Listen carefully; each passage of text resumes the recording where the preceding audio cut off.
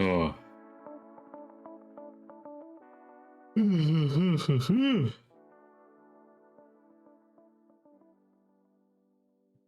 We have finally made it. It is now our time.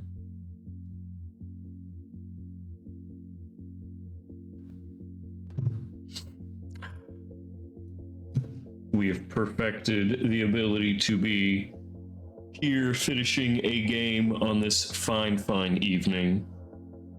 This nice old Saturday.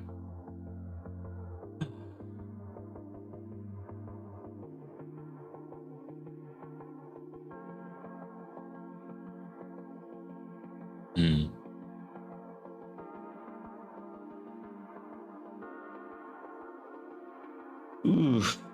Oh, it looks like I'm going to get to have lunch with my parents on Monday.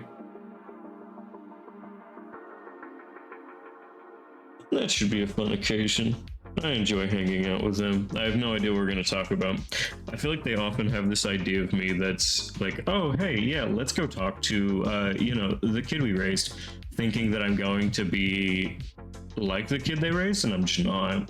So it's just kind of interesting that they have this idea of, yeah, let's just go and, talk to him. It's like, I don't know if you guys have talked to me in the past several years. I am fucking awful to be around. Like, I talk so much shit for absolutely no reason. I'm first, hello, Witch Queen. I'm just talking about getting to have, Anzela and get shit on. Yeah. I'm just interested to see what they fucking think, but... Hello, Fanatic. Wow, you and Witch Queen showing up at the same time. God, I get to have lunch with my parents on Monday. I don't know how they deal with me. Cause like meme time, yes. I have no idea how my parents like are able to deal with me as like not often as they do. Cause like I talk to them the same way that I talk to you guys. So it's like, yeah, everything that I'm saying here is just like amplified and annoying. And it's been that way since I've been a child. I don't know how they deal with me, because it's, oh, wait, what are you doing there, little bud? It's just like, I don't know. There are a lot of very attractive men just everywhere. Like, in no one... I don't believe you, you're lying? Oh no, like, I have very few, like, low filter, and like, I just say the same shit. Like, to the point where, I never had to come out to any of my family because I refuse to. I feel like coming out is an archaic thing for me to do, not for everyone else. If you want to come out to your family and have the whole thing, by all means do that, but I refuse to. So it's like, I know that they're waiting for me to just be like, you can come out, and I'm gonna flamboyantly pop out and say like, hello family, I'm bisexual. I'm not gonna do it. I refuse to let them do it. They'll never get it out of me, so luckily for me, I'm not gonna do it, but I find it so funny. You didn't know I was bi? I classify myself as pansexual, but I realized that a lot of like the older generation don't understand like newer terms like that, so I would just tell them I was bi and leave it. You look like an AI generation of me with no beard. Look, I know. I didn't know you were pan. Yeah, I mean, I'm not like shy about it, but it's also not like the thing I want to define me most, so I just don't talk about it too much.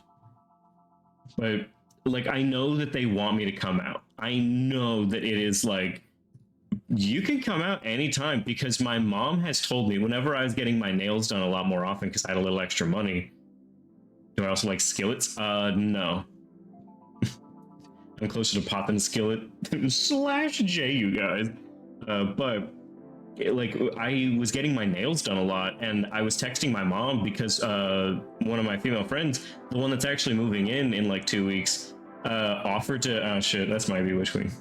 I'll try to fix that.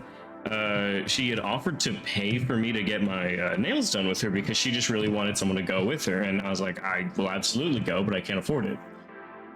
And I text my mom like, yeah, it turns out there are women out there that will just pay for me to get my nails done. How crazy. And she said, you know, you can tell me anything. And like, I'll never be mad or judge you for it. And I'm like, Mom, shut up. I hate you. Get the fuck out of here. Yeah, it's such a funny time to me. Like, I'm not coming out because then you'll win. Because I know that my mom has assumed, at least that I'm gay for years, and I will not let her win. Absolutely not. My gay ass son, it genuinely, like, occasionally just sends me the fingernail emoji. There are so many things that she could do that like would destroy me to my core. But if if my mom like at lunch tomorrow just said like, oh yeah, you know, like I've been, you know, looking at a lot of cool makeup and like maybe you would want to slay with me, queen, I would kill myself. No matter, it does not matter any fucking context that is around that. If my mother says slay or queen to me, I will kill myself in any circumstance. Not the slay. Yeah, if my mom said like, oh, that's so slay queen, I would just like hang myself in front of her. Girl boss, oh, don't even. But there's no context where that's okay. Not in my book. All right, let's go through these great memes that have been provided to us from Witch Queen this week. All right, I offer you this image I spent far too long on. If WhatsApp wasn't Danganronpa, I'm your mom and I'm saying slate shit. You are not. I refuse. I need cock. I need cocaine. Kill yourself now. Your lust for blood has driven you in endless circles, chasing the cries of children in some unseen chamber, always seeming so near, yet so somehow out of reach. Maga Z fucking died. Kill yourself now. Why are there two kill yourself now? Why are two people telling me to kill myself? Good meme. Congratulations. Okay, I'm so done with Mario Galaxy, man. What the fuck is this? Well, I got a star, but now I can't get back. This picture shows where I am. Help me! Help me! Why does she want cocaine? Because she's a little computer program. What else is she gonna do? Okay, fine. Here's my hot take. Aww. Aww. More of a hot tie. I'm not gonna pretend I know shit. Luigi would probably survive Dangan. Yeah, but like not because he's doing anything. It's because he's too scared to be alone. Hot take. This is Danganronpa. Trigger Happy Havoc Danganronpa. The first, I think. Yeah, that's first. These is not a Danganronpas. Your Turn to Die. Battle for Dream Island. Ant Farm. Why would Ant Farm ever be considered a day? Okay, to be fair, I've never watched Ant Farm. A Total Drama Island, sure. Squid Game. Ace Attorney. Ace Attorney is a Danganronpa game. Ant Farm because they got letters to go to the school. Gotcha. Okay. Danganronpa V3 Psych Taxi in a nutshell. Is this gonna be Crazy Taxi? Is this a Crazy Taxi? I need you to help me find the culprit. Come on over, have some fun with Crazy Taxi. What? I never could have seen this. Okay, I do feel like that music may in fact be copywritten. All right, it is Crazy It is a minute of Crazy Taxi. All right, what is our next meme? This post has been removed by the moderators. Found the #1 Sayaka fan. For what? Oh, it's a repost. Okay, I thought this was gonna be like, oh no, like racism and bigotry. Like, okay. I love my waifu Sayaka. We've gone everywhere to a zoo. Okay. Okay, before I see this, is this the guy that made like the 40-foot tall Sayaka? Or 20-foot tall? No, he made the 40-foot tall VTuber. It's 20-foot tall Sayaka, and he made like 8 of them. Ocean, pool, restaurant. Okay, well, let's actually listen to him. and all of the above. And I may be her Mayhaps. most dedicated fan, as it's a deep rabbit hole, as alongside that I also Shout out to this guy who likes like one of the worst fucking characters, not for moral reasons, but just for annoyance reasons. have an RC car so she can move around with me if I want. All my consoles are covered with her alongside all my game covers, which Prayers for this fucking man for liking such a dog shit which is character. currently half the people I follow on Twitter. I have over $500 in commissioned artwork, some of us together. I also have Really? medieval chainmail with all the push button pins that I've Okay, the chainmail is a bit much. A touch too far, collected of her, perhaps. which goes together with a sword and shield, which is entirely made out of her. But most importantly, I've turned my house into a church for Mizuno, and this is what the outside of my Huh? He's turned his house into a house church. looks like. Besides advertising the church in the front of my driveway, I also have multiple billboards outside also advertising it for people driving The by. Leono's My house good. is a legitimate place of worship, though, as when you walk in, you'll see a choir of Sayakas, alongside an 18-foot tall mural. Then if you A mural. Just a mural.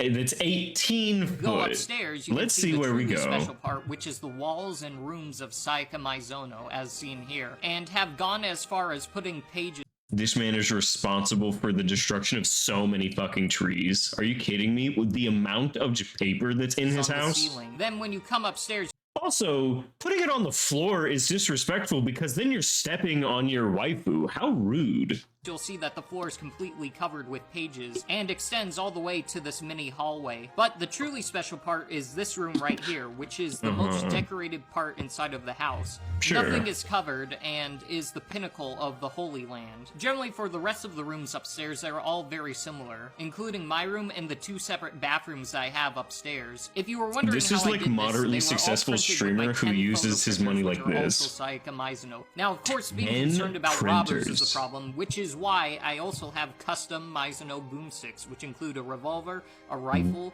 an army knife, blessed What? ammo, which I all keep for myself, but also have an Why? entire Sayaka Mizuno militia, which I call the Waifu Warriors in order to guard my house, and also You know what? It's got alliteration. I'll give him that. The warriors, I can stand by. The waifu warriors is the good. giant monuments that I've built, which 2. This man has 2. include a 25-foot tall cutout of her, 10 25 20-foot foot. tall cutouts of her, 2 Uh-huh. 30-foot tall cutouts of her, and 1 cutout the size of half a tennis court. Okay, why do I have to Google? Americans will use anything besides units of measurement to ever fucking tell you how big something is. They would much rather just say, it's half a tennis court. Now I gotta Google how long a tennis court is. Should we stalk her? It could be literally any other case. This could be Hifumi and I would like it more. Fuck Sayaka. I hate that character. This wasn't even the last meme. Alright, last meme. JK, it's cool. It is not. Samples. See full video on YouTube. I use AI voices for Danganronpa characters, and it sounds pretty good. Okay. I love Sayaka. You The love court a is bad now in character. session for the trial of Miss Harukawa. The prosecution is ready, Your Honor. The, defense is ready, Your Honor. Mr. Kamakura, please give the court your opening statement. Angie Yonaga was found dead at the entrance of an IKEA store. Her body was discovered by Detective Kyoko Okay. Kirigiri, and we believe the killer is Maki Harukawa. Those characters are from different games. Guys, you can't be mixing up games like that. Come on. All right, we have made it through all of the memes. Thank you, Witch Queen. Where was it, Tua? Fucking in the clouds? I'm a guess in the clouds. God, my room is so empty. So, like, just for context, like, I have a screen here, and a screen here, and then I have this little wedge because, like, the webcam that's watching me is right there, and this wedge, and I always use it to just, like, look over there because I got, like, a TV in that corner. There's nothing in there now because the roommate that had the TV moved out. So now I'm just looking at a corner. So now it's just a sad corner filled with a small tower of DVDs. If my room was cleaner, I would show you, but since it is not, I will not be showing you. All right, let's get into Phoenix Wright. Ace Attorney Trilogy. All right, this bitch gotta move. Bow, bow, bow.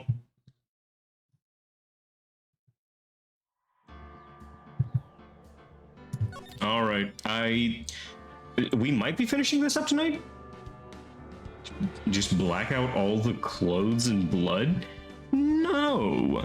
The blood adds character to the room, and my clothes are drippy as fuck. It's the floor. I just need to vacuum. All right. Got it. This is where we last were. Ooh, all right. Have we? Okay, we have not found everything. Oh, okay, so where last we left off, we are doing investigation for trial number 2, or day 2 of the trial. So let's see. If you put these pieces together, it makes a jar. There are 2 things that bother me. 1, why are some of the pieces missing? 2, doesn't it seem a little unstable? No wonder it broke. Me and that jar got something in common. Got 2 things in common. 1, it's broke. 2, it's unstable. I'll make sure to remember that next time I make a jar. This place is stuffed with evidence. Stuffed with dreams. Squalid as fan. I will not stand for you using a term of squalid for my carpet.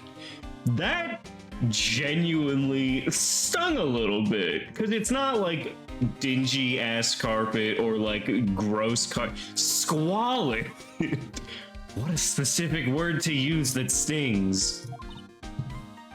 It won't open. Did you really think it would? Hey bro, our security is high tech around here. My streamer be living in squalor, hee hee.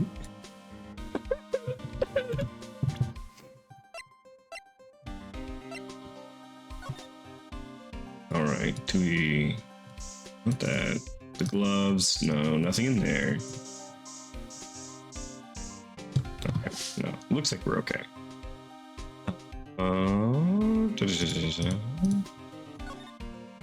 There, we got this. We got these. Not worried about the paint. Slide over here. Some sort of bulky equipment is gathering dust here. What a sorry looking fishing pole that is. That's my personal pole.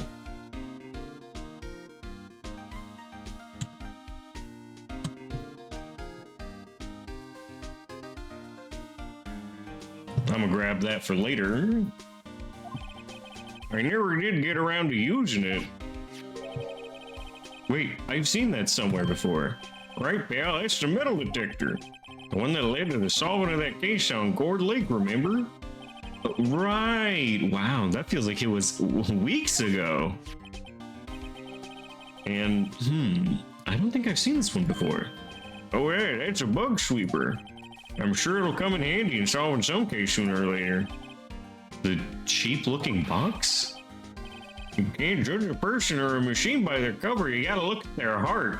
And don't judge a person by the by their carpet. Look at who they are as a human. Wow, look at this big pile of junk in the corner. That looks like a car door. There are handcuffs attached to the frame. Maybe the guy they caught was some sort of escape artist and he got away? Hey, that's one of those human profiles for range testing. He's been shot square in the forehead. Got a gumshoe tiered carpet. I know that I'm being baited here. I know that I'm being baited to showing my room. It's not happening. I'm not showing you an empty corner. Better him than us. There's something sticking out of here. Looks like a shirt. I guess it must be evidence for some case. I wonder if Gumshoe put this here. There you go, pal, making me out to be some kind of slob. I'm not responsible for the evidence here. That said, I bet that evidence locker was open recently. How do you know? You leave things hanging out like that, the evidence gets dirty or ripped. The nerd checks on that kind of stuff and notifies the detective responsible. How many times have I had him breathing down my neck about some silly evidence? Sounds like Detective Gumshoe leaves evidence hanging out a lot too. Why would you blame me for the thing I do all the time? I bet he doesn't tuck in his shirt under that trench coat either. If you're gonna attack behind someone's back, don't do it right in front of them, pal. My shirt's just a little too big for these pants. Right, is there anywhere else? I think we've investigated enough. Or baby, I know. He's just a simple little guy. Alright, what does he know about the jar? Allow me to say one thing. Oh, right. Yeah, he doesn't know about it. I don't think he knew much about anything. And you can't move this one around. Oh, no, wrong.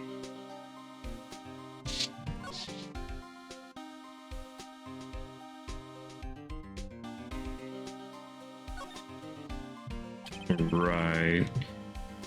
The tag says SL911. I guess it's another piece of evidence from that case.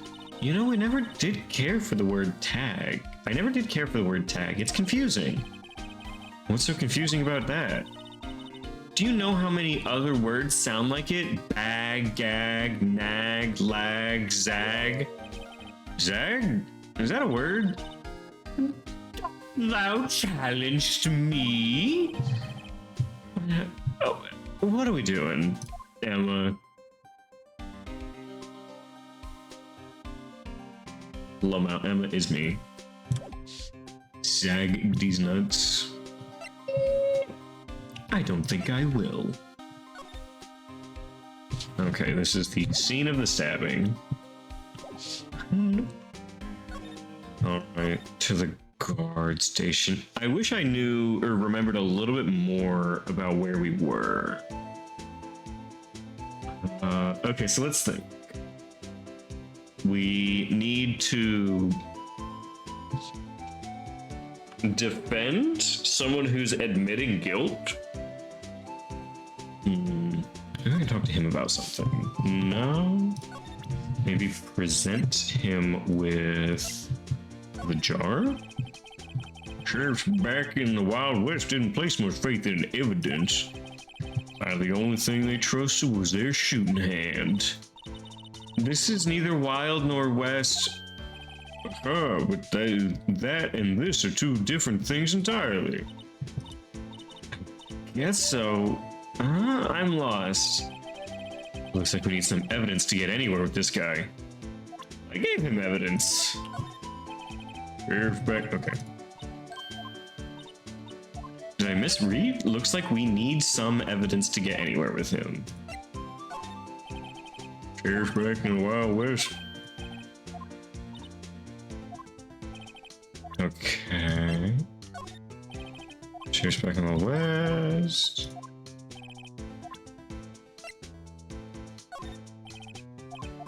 Okay, not this either.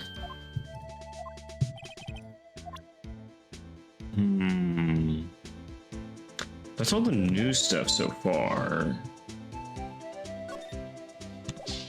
Talk, move. Out front, perhaps? Mayst thou go to Wright and Co. Let's go ahead and move. Let's run the detention center. I forgot Meekins was here. Meekins is all done. Let's present him some stuff. Officer Meekins, could you take a look at this? Oh, I'm sorry, sir. I don't know what this is. All right. He doesn't know what that is. Does he know what this one is? Officer Meekins, could you look? Oh, I'm sorry, sir. I don't know what this is. Ask Edward. All right. He's just a baby. That he is. Okay, not on that one. He won't know anything about this. Does he know anything about this? Nope. Okay. Let's see. Underground parking lot? feel like this vase is gonna be real influential. Take a look at this. You, yes? You said you wanted some hot tea, right? No, but thanks. You must have to brew the leaves a long time to get a rich flavor like this. We pre-infuse the leaves with stain before brewing. I knew it, so that's the secret to their aroma. Exquisite. Everything I'm smelling here is wasted time.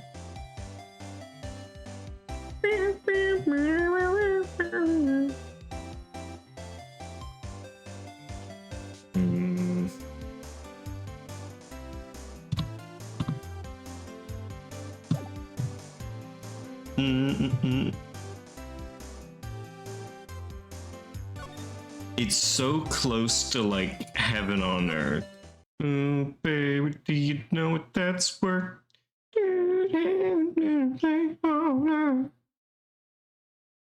Okay.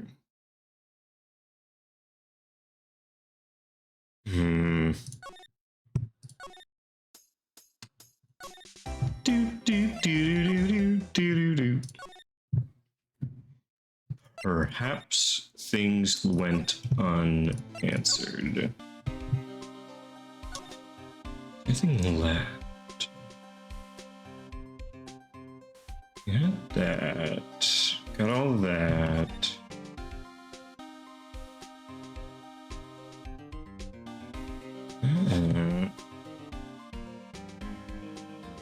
Got the show on the floor.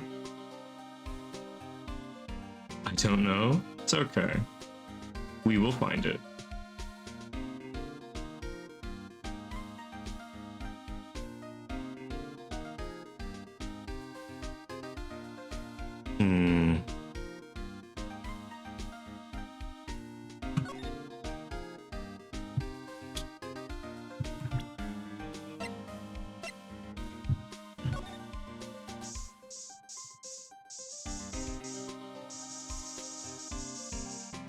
Ooh? Oh, hold on.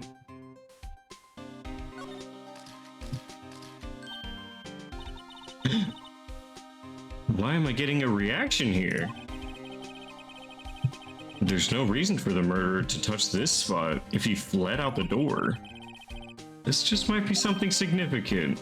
Hey, that's some pretty amazing stuff you got there, pal. What, this? It's called luminol testing fluid. Where'd you get your hands on that? Huh? I'd like to get some too. I just borrowed $50 from the chief. Where do you get this, Emma? I always buy it by mail order. I better jot this down on the floor plans. Do you have anything to say about this? No. It's not a drink? No, he is positive it's a drink, and I don't want to take that from him.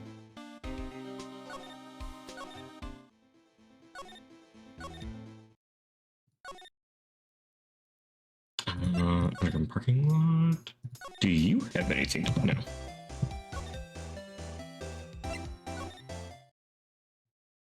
No. Okay, so we have the floor plans now? So we have blood here, blood here, blood here. Okay.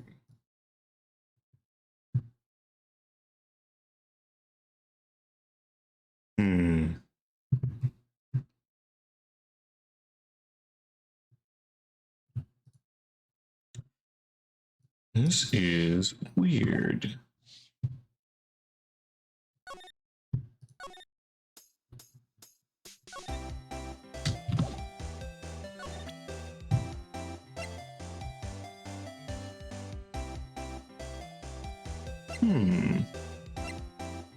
I did have a guide just in case of a situation like this, and I'm currently stumped through the guide. Very interesting.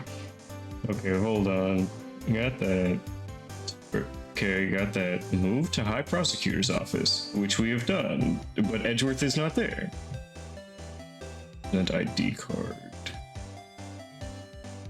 You know what? Maybe I didn't present the ID card to Gumshoe. So let's go. Police department. Guard station. Evidence troop. I used to think my life was a tragedy, but now I realize it's a comedy? Why is there a Joker Gumshoe? There's the victim, Detective Goodman's ID card. These days, everything's cards and secret numbers. I can never relax. It's only because you always lose your card. I always forget my number too. Scary, huh? My face should be ID enough. What's the world coming to? Detective Gumshoe, rebel against the system.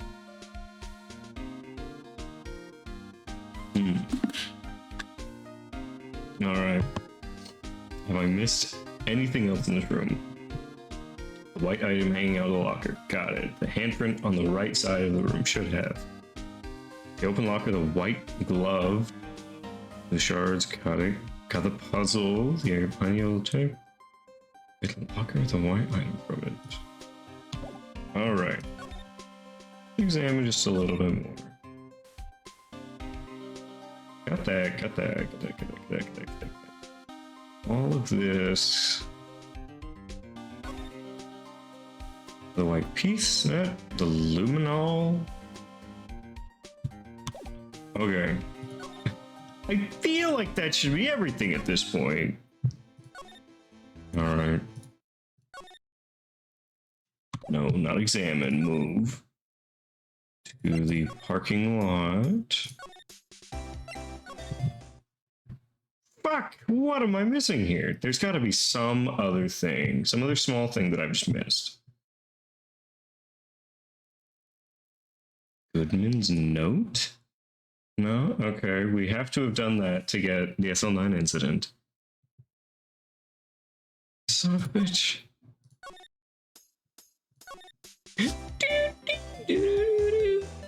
Alright.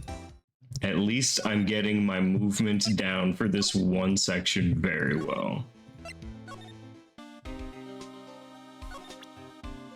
Hold on. Talk. That must be it. Okay, Goodman's note. So, yeah, okay. Detective Goodman's note and that switchblade knife. Herbert Edgeworth was the most surprised of anyone. Because of the SL9 connection? That was Mr. Edgeworth's first big case, you know, 2 years ago. It was the first time the world knew Edgeworth was a man to be feared. I don't like that these law people are feared. That feels like it's the wrong direction.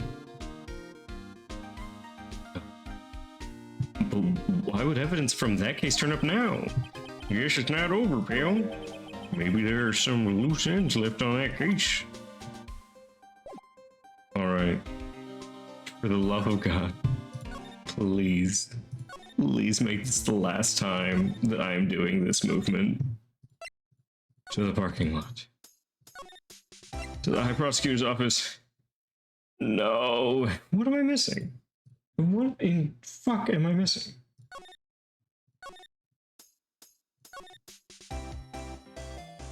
Oh god. It's gonna be the same shit again.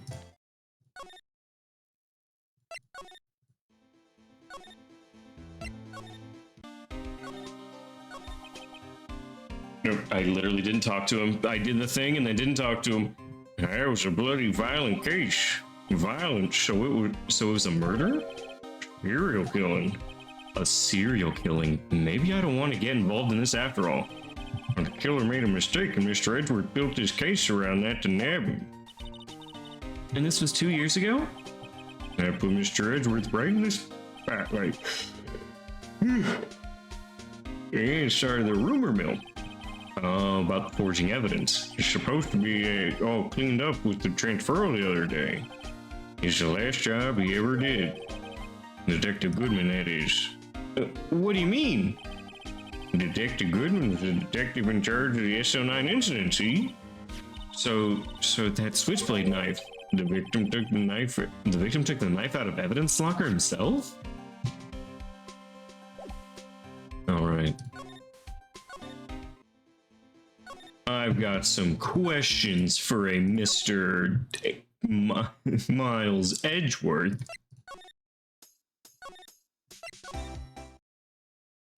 that I can't ask him yet. At this point, I'm doing it to torment myself. There's no reason for this at this point. It only exists for me to hurt myself.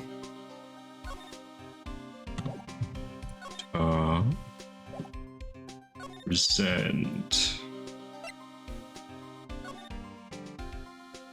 No, not this.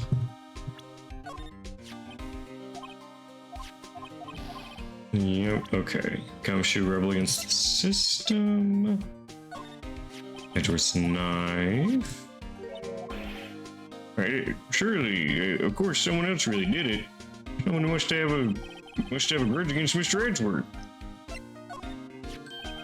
Hey, that's it. That's the King of the Prosecutors Award Edgeworth got the other day.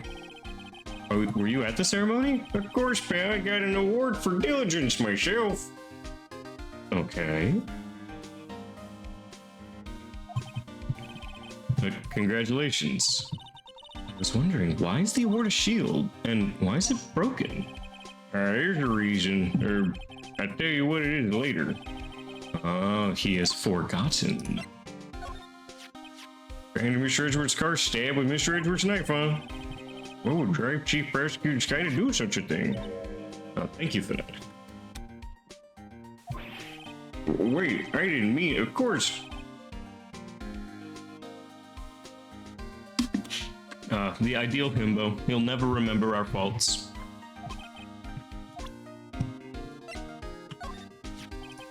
This is my crowning achievement, my masterpiece, my magnum opus, you might say. Art's always misunderstood. Art? He was dancing around on the day of the award ceremony, but there were a lot of people coming and going after the ceremony. They took the Blue Badger away for a while. Really? Why? I said it was shameful or something like that. Shameful. I toiled day and night. I sympathize with Detective Gumshoe, but I can see why they moved it.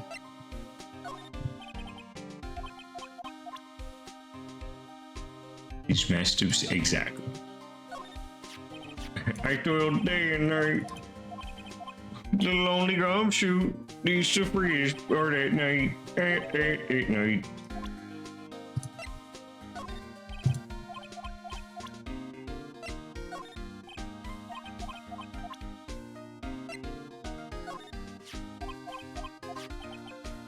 She was the only one. They hate him for his swag. Exactly.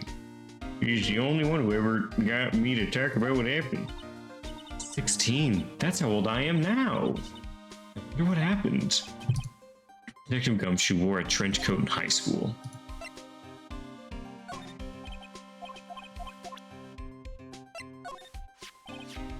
Detective Goodman's note in that switchblade. Edgeworth was most surprised because of the connection. There's Mr. Edgeworth's first big case. Ooh. But why would evidence from that case turn up now?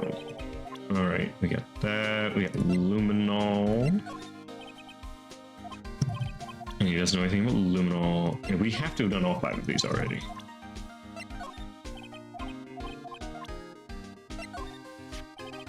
Can't open lockers if your fingerprint doesn't match. If you open it, they'll give you 50 cents. The police department lacks faith in its lock system. After all, Detective Goodman was stabbed here after opening his locker. But at the same time, he was found dead over at the prosecutor's office. And he doesn't know anything about the glove, and he doesn't know anything about the vase. Okay, let's talk. Just has only 2 quarters. He's gonna take the $50 from the chief of police and then give you 50 cents of it every time you figure out a way to open up these lockers. Eventually, no one will be able to open them.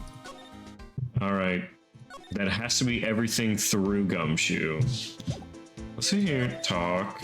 We got everything from him. Let's move to the entrance. There's no one here. Then we'll move to the underground parking lot. We have everything from her. Let's go to High Prosecutor's office. Now, why is Edgeworth not here?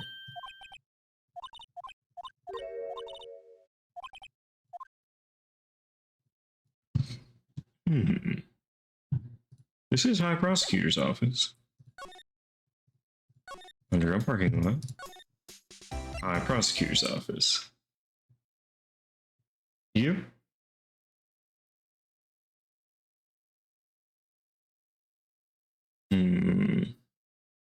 Talk to Edward. That's the next thing we're supposed to do. How crazy.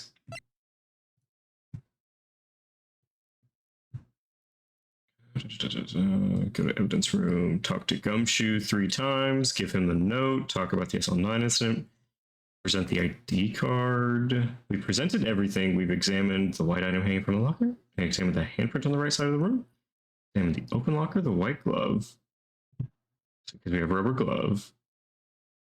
Examine the shards on the floor, choose take a closer look, which we did. We solved the puzzle. We got unstable jar, spray the area behind the yellow tape, luminol testing fluid, spray the handprint, spray the locker, and then go to a High Prosecutor's office. I haven't missed anything. Huh. Weird. You know what? We'll just redo some stuff.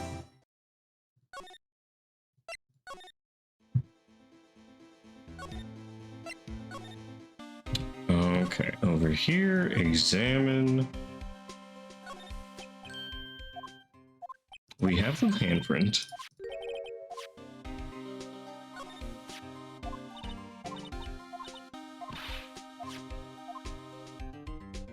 Okay, we have the glove.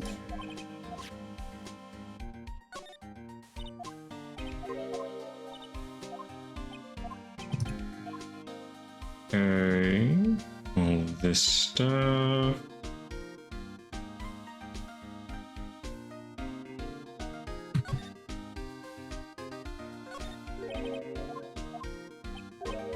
The locker.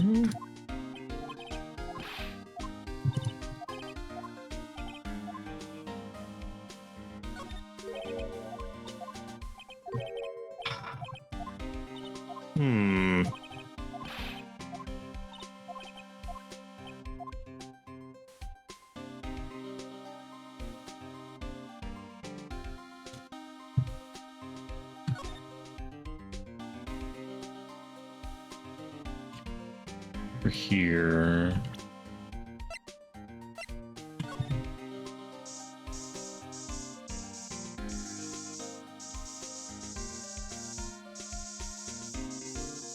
God, I hate how red it is.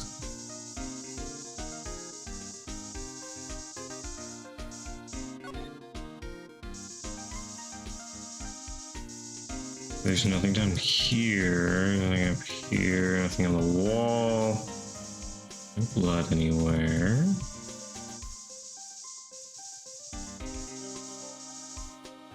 Oh, damn.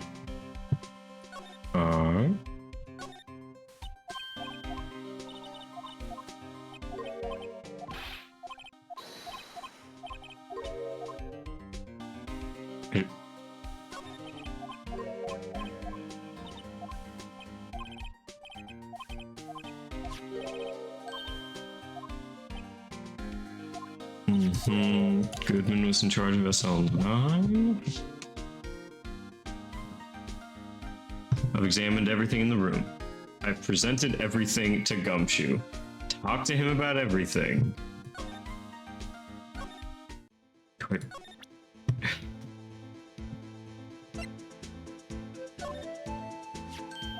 Oh, I went through all of the evidence with him already.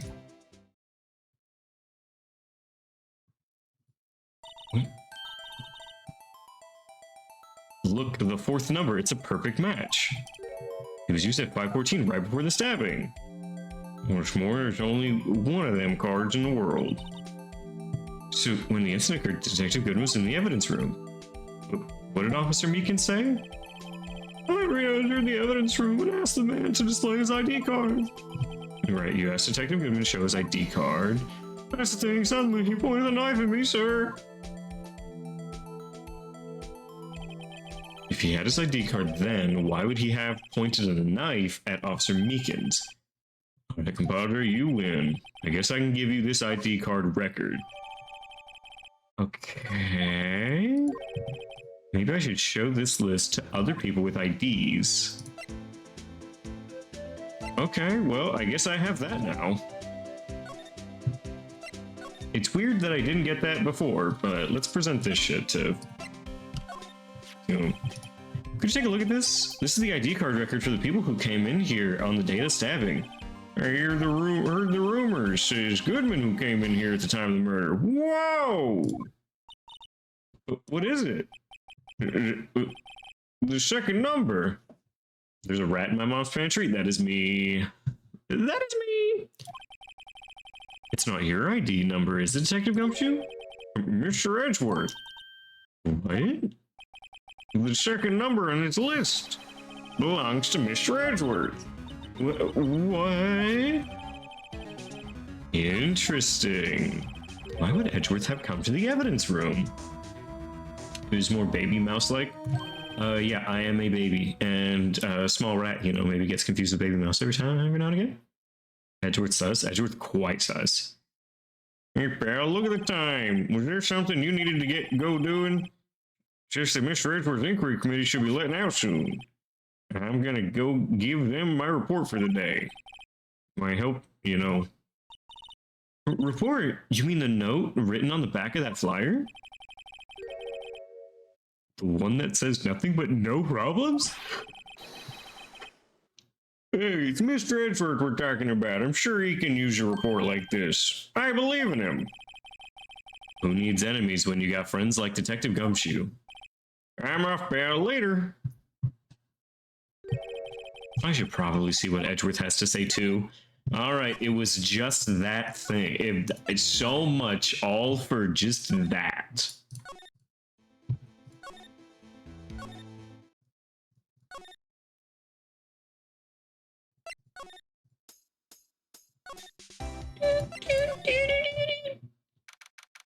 Alright, February 23rd. High Prosecutor's Office, room 1202. Oh, yes, my apologies. He was so chubby, but in a cute way, it probably has rabies. Yeah. For that, I could absolutely see it having rabies. Oh, it's you. Have we met somewhere? Huh? Mr. Edgeworth, I beg you, leave so long. Is Edgeworth here? Standing by the window, a teacup in hand. Right. Is the hotel bring him tea service? Mr. Edgeworth, you're back from the district prosecutor's office inquiry. I am. By the way, Detective Gumshoe was looking for you. Yes, he brought me the latest information, it seems. Really? Was it helpful? Apparently a new French restaurant is opening near here. I think he was trying to console me somehow. The real info's on the other side, Edgeworth. Poor Mr. Edgeworth, I think this whole thing is really taking a toll on him.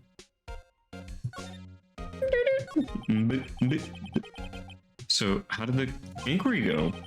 Actually, they decided to treat this not as a case of concealing evidence, but as a communications error during the investigation. Concealing evidence? Yes, not that now. Apparently, there are some who believe I concealed evidence. They gave me a warning. You were lucky this time. Again. Again?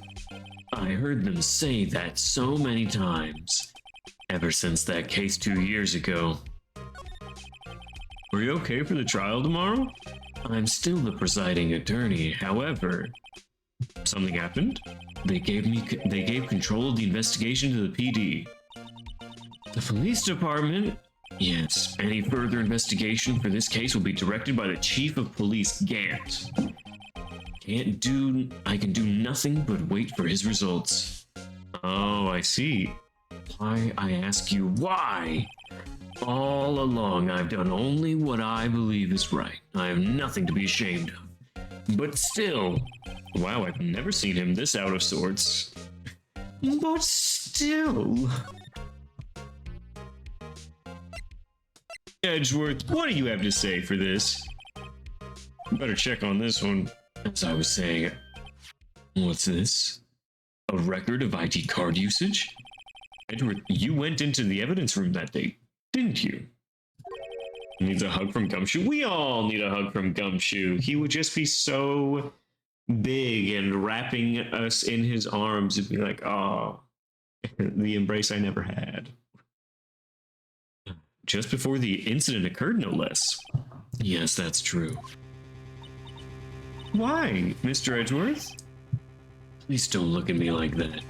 I was asked to go by Chief Gant, no less. The Chief of Police? He wanted evidence for a case that wrapped up half a year ago. He told me he wanted to keep it here in the prosecutor's office. But it was solved, right? It would have been if the evidence was already filed. The chief is never one to explain himself. In any case, on the day of the stabbings, I brought this back here. Can I ask what kind of case it was? A screwdriver stabbing. I can't say. It really has nothing to do with the current case. Now I'm curious. Alright, evidence from a past case of Edgeworth's brought back to his office by Gant's request. Thank you, fan. Stubborn as always. I told you this has nothing to do with the current case. Right, please. I'm the prosecutor on this case. You don't expect me to sit here and discuss the case with you over a cup of tea. I'll pass on the tea. Just tell me about the case. Mr. Wright, Mr. Edwards just told you no in a very polite manner. And no means no. Whose side are you on? Maybe I should show him my best evidence I can get a reaction. My best evidence? Maybe this would work. I know you. You probably got a hold on some information already, right? It all has to do with that case you were on. And some dark suspicion you were wrapped up in? You're the man who revived the worst memory of my life. I figured I'd be telling you about this sooner or later. You must be talking about his father's murder that he was involved in. Okay, Edward, why don't you tell me about it? Tell me the truth. Alright. Let's talk about the SL9 incident was a heinous serial killing case. The head of the investigation was the deputy chief of police at the time, Damon Gant. That wacky old coot was involved in the case 2 years ago too?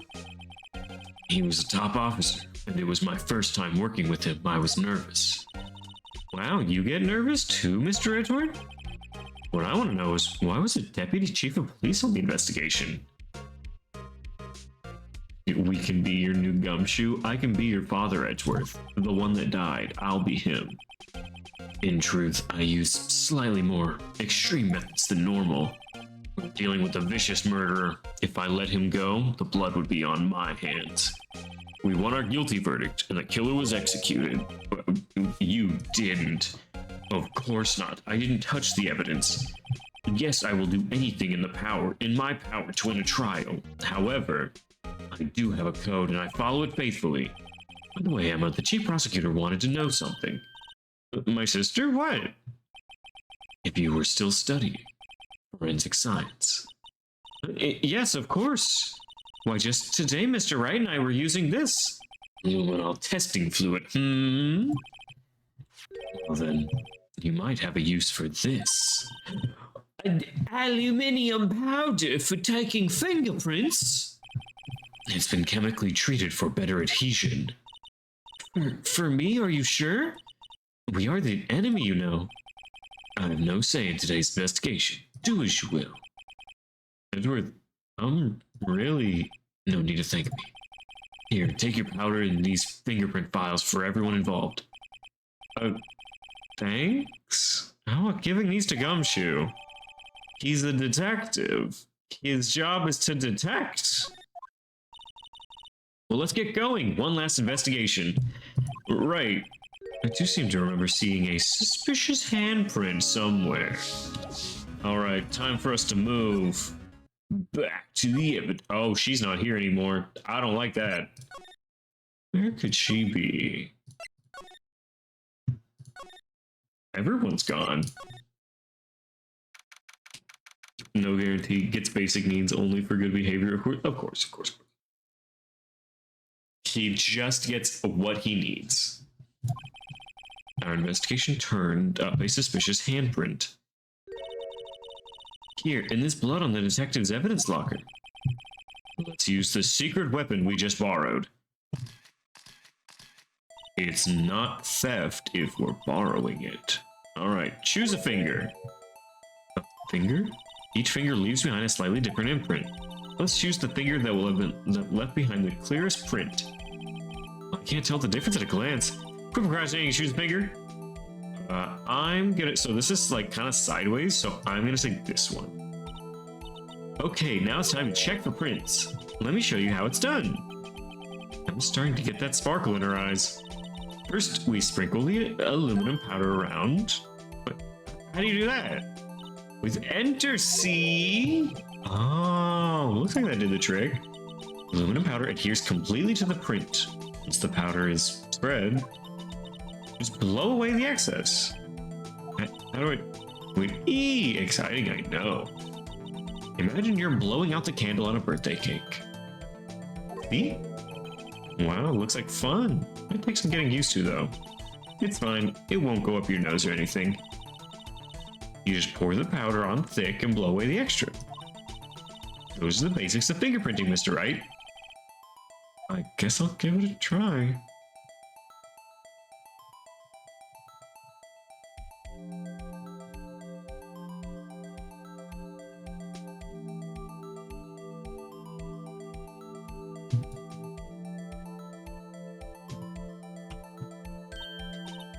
You did it! You found one! But this looks nothing like a fingerprint.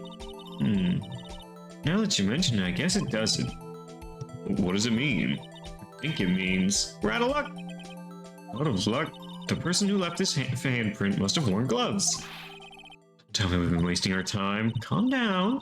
That's just the way it goes sometimes with scientific investigations. But it does seem a shame. I'll write it. Why don't we look for other prints? You're looking at the locker door again closely. A gloved hand. You think there are fingerprints outside the bloody handprint as well. Let's see if we can find a clear print. It's outside the blood. You mean here?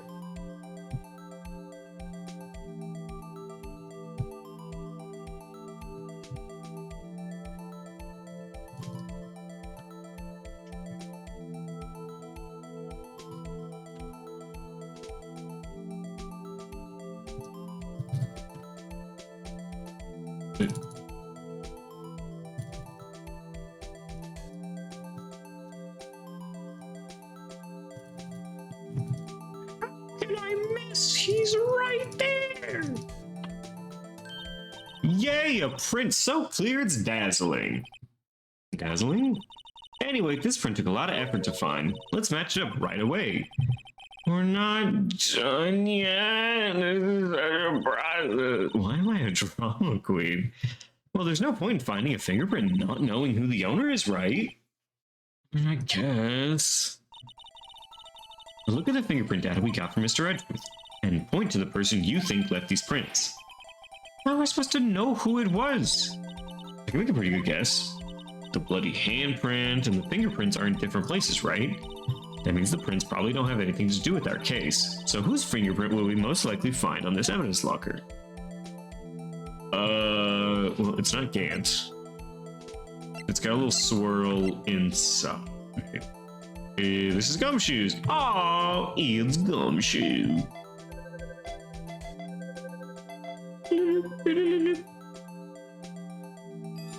Match found.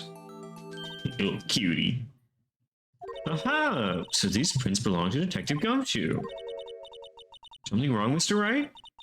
You gave me this so what look. I guess that's probably because I was thinking so what. Okay, we came up with nothing this time, but there's always next time. Sometimes you hit, sometimes you miss. You gotta roll with the punches, Mr. Wright. Thanks for the sympathy. If I remember correctly, there was one other handprint in this room. Let's check it out.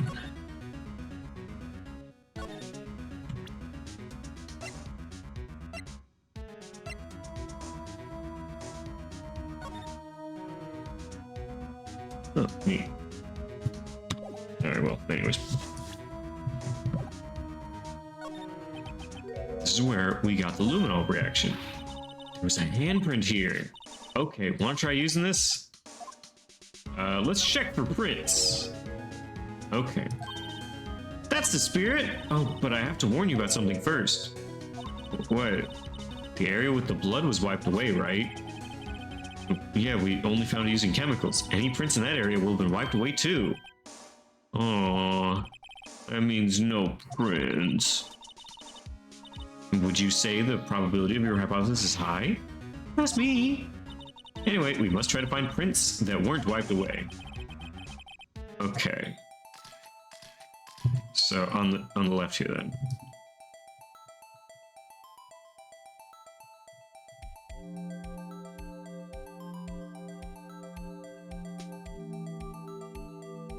So the prints would be on the side that wasn't wiped. Got it.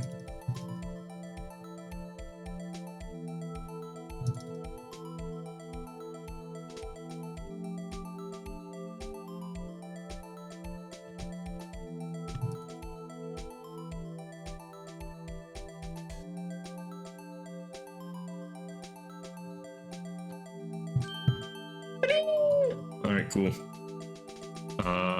It's not quite Gant. At least I don't think so. Oh. Drake Marshall.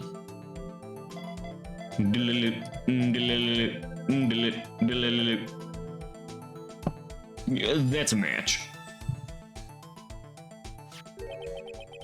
These fingerprints, whose are they? Whose? Is it someone I know? It's Officer Marshall. Huh? Officer Jake Marshall? Marshall's fingerprints have been added to court record. Ooh! That's got to be a coincidence. He's not involved in the crime. Emma, this is decidedly different from Gumshoe's prints. The luminol reaction, the blood and the fingerprints are in the same place. Oh! So we have Jake Marshall's fingerprints on a wiped bloodstain. But why would Officer Marshall? It looks like our investigation's finally turning up some results.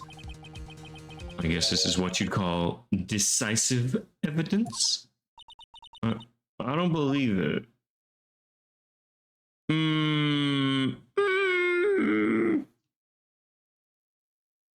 Wow.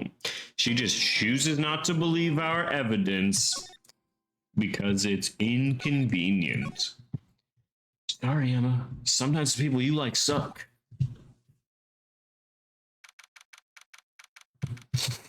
All right, it's February 24th, 9:41 a.m. We got 19 minutes until court. So what do you think, Mr. Wright? I think the prosecution is as confused as we are. After all, the victim was murdered in 2 different places at the same time. And a different suspect was arrested at each of the crime scenes. Good morning, Mr. Wright. I apologize for yesterday. I was indisposed. I hope they didn't hold you too long for questioning. We just finished, actually. I'm used to all-nighters, though. How'd it go?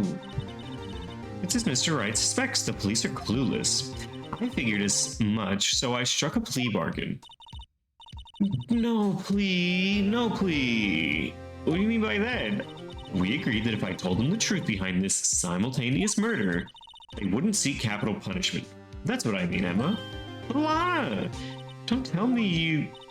Much to my regret, I'm as much in the dark about this as they are. Miss Skye. We found trace evidence of a certain person in the police department's evidence room. They belong to Officer Jake Marshall.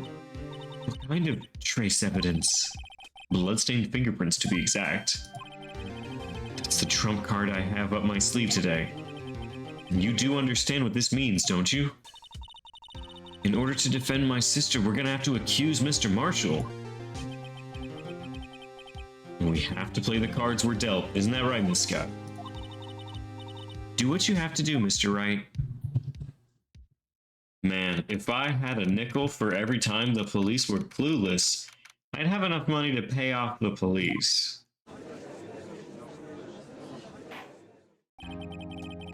What's the obsession for the trial of Miss Oscar? The defense is ready, Your Honor. The prosecution is... I'm afraid you'll have to clarify. It takes 30 minutes by car to reach the police department from the prosecutor's office. And yet the victim was slain at both places at the same time. That's not physically possible, is it? What's more, I heard the victim from the evidence room just disappeared. Yes, and the body eventually reappeared in the trunk of Mr. Edgeworth's car. This is one messed up trial. Literally Slade. As all amazing characters end up literally Slade. One of my duties as prosecutor is to present impartial evidence. Today I will present evidence relating to the murder at the police department. In so doing, I believe the way in which we should proceed will reveal itself. Now that's what what sets Mr. Edgeworth apart. He sounds so on top of things, even though he doesn't know what's going on himself. That's supposed to be an admirable trait? He's lost. He's completely dumbfounded. Well, let's try resume. On the day of the crime, what exactly transpired at the police department? Mr. Edgeworth, you may call your first witness on the day of the stand. For the first witness, the prosecution calls the suspect of the murder that occurred at the police department. Edgeworth, you mean the murderer? I feel like this judge isn't quite impartial. Things are getting wild from the get-go.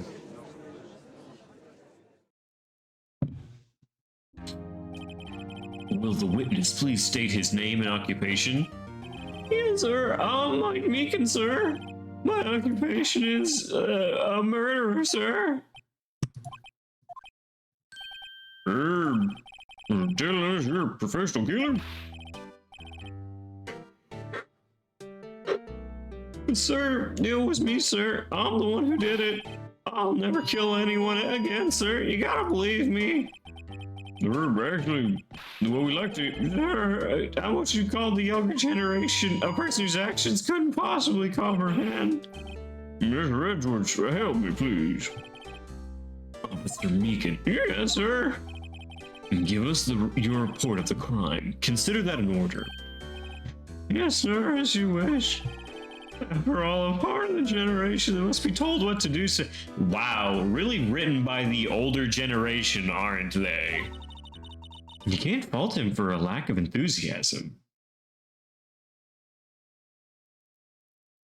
All note is eat hot chip and lie. Got it. Meekin's agency. I understand. I mean, yeah, of course he is. All right, let's hear the testimony. Crime report, sir.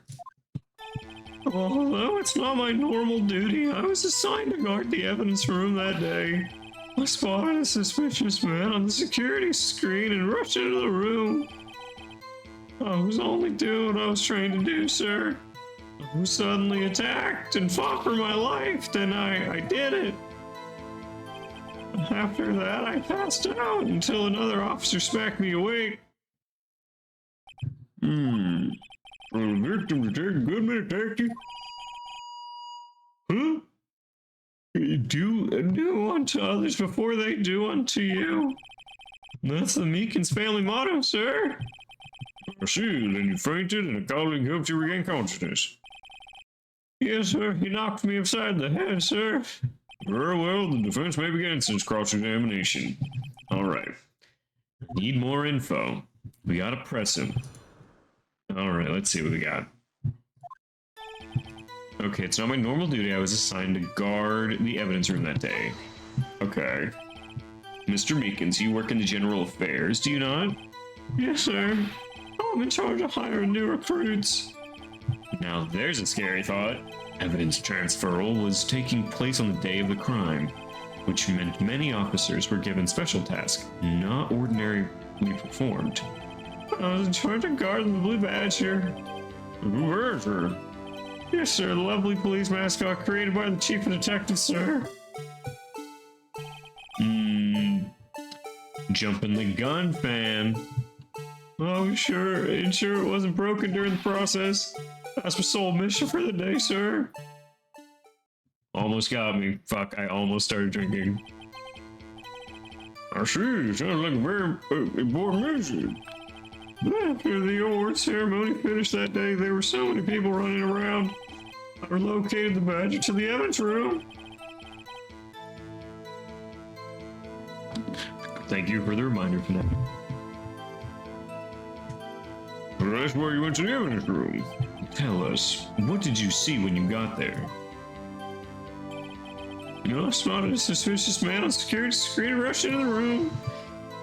You're just ahead? Yeah, you're ahead of the game. A little bit of a quick draw. In order to enter the evidence room, you need an ID card, am I correct? Precisely, sir. I have one right here around my neck. So your ID number should be listed on here, right?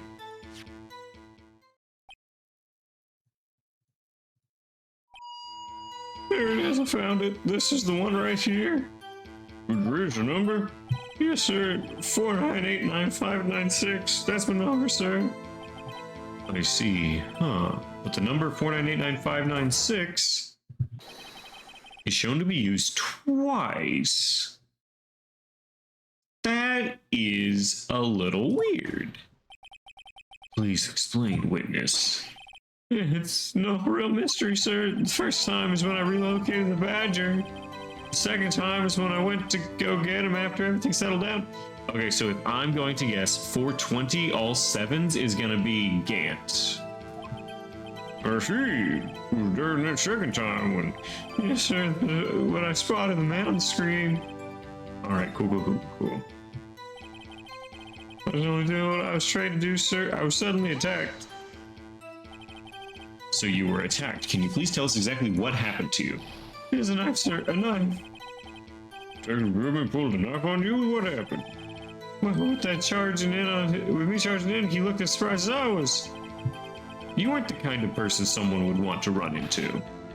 That's when I reacted, sir. I swung my arms like an octopus struggling to detain him. That's how I got this gash on my hand. Maybe if you just kept your cool hand. Maybe if you just kept your cool, your hand wouldn't be...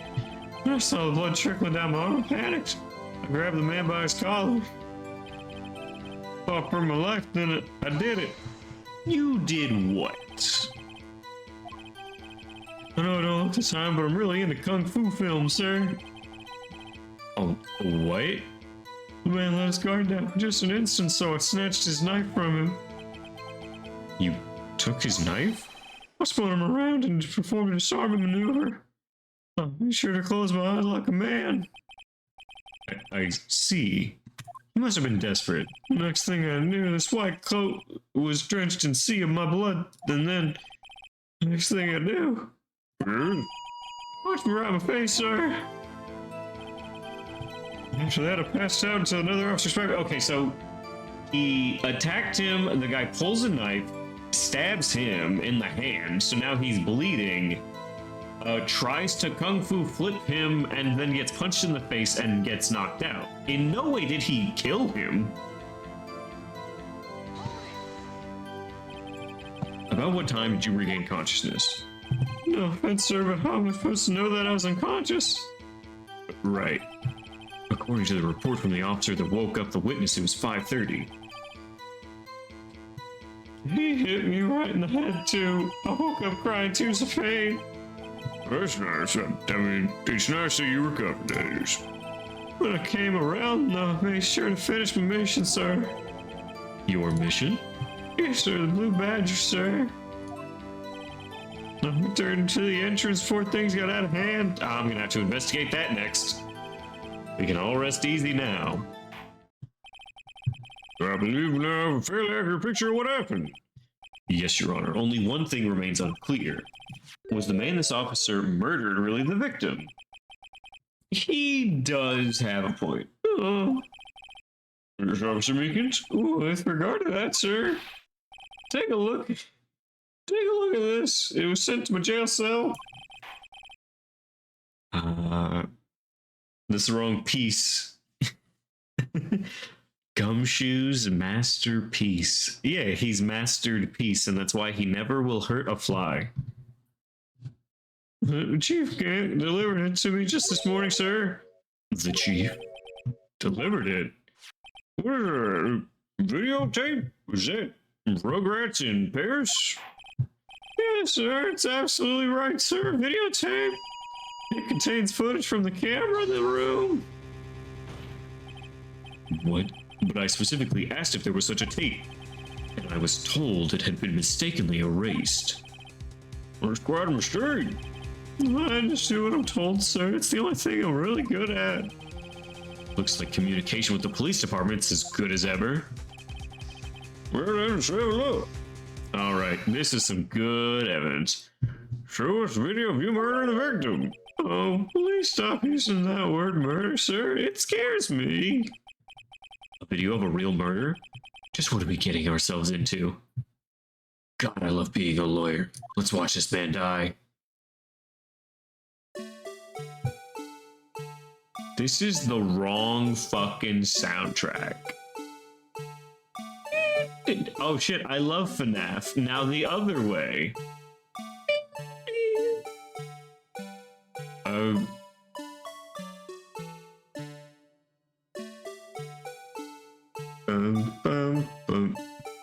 feel like this is the first time we were actually seeing a character like walking.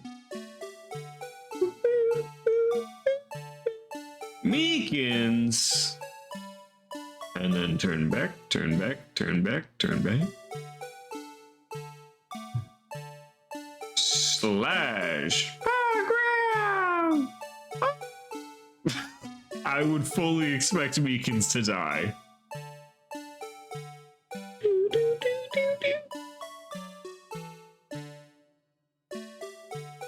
Alright, Meekins is there, and there is no body for the person he quote-unquote killed.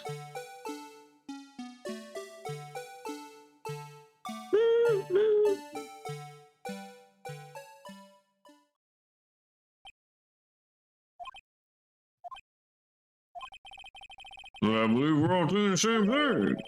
How can we deal with these unsettling feelings stirred within us? What the hell was that wriggling piece of plywood?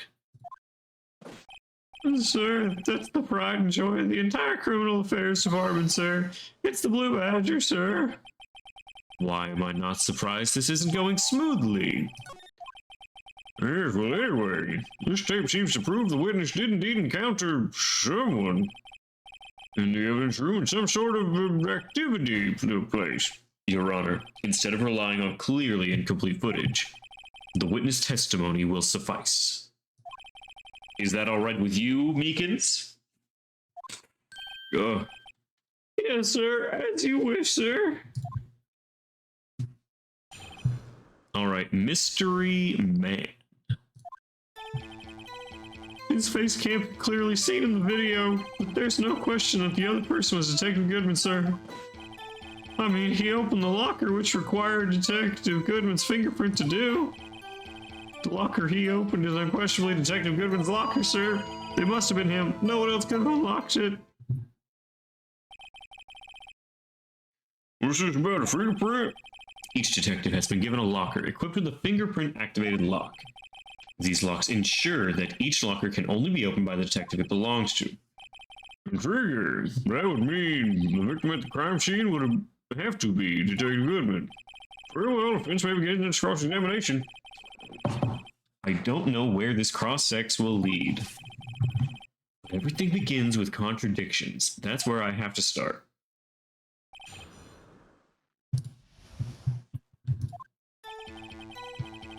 His face can't be clearly seen in the video. There's no question the other person was Detective Goodman. But you don't know that for sure, do you? You never actually saw Goodman's face. Well, I suppose you might say that. That is, if you must label people as having seen or not seen it. Since his face can't be identified in the video, only you can verify it. Why is everyone looking at me? If I had to label your stares as disturbing or... Meekins. Having been shown a questionable video at best, we are not in the best of moods. Please be more certain when you testify. Yes, sir. You claim the man who brandished a knife on you was Goodman. Tell us why you are positive it was him. He opened the locker which required Goodman's fingerprints to do. About these lockers, is there no... What was the video I left? A video swiping back and forth. It shows someone in a trench coat walking over to the detective's locker and opening it. And then he, Meekins sneaks up from behind him and the detective swipes a knife at him and then Meekins like tackles him, kinda. And then it ends with Meekins knocked out against the wall and we don't see where the detective's body is at all. And now we're just trying to like hammer home, is the detective that we see in the video actually Goodman? The Millie Rocking Blue Badger video? The Millie Rocking Blue Badger video. You know exactly the one. Is there no other way to open them? No, sir. I myself tried all kinds of methods in the past. The only respond to register fingerprints, sir. I wonder what kind of methods he tried. If murder open lockers locked. Only trying to register fingerprints, then you must be the person the locker is assigned to. Exactly my prints, sir, and this too. The locker he opened is unquestionably Detective Goodman's locker, sir. Okay, so hold on.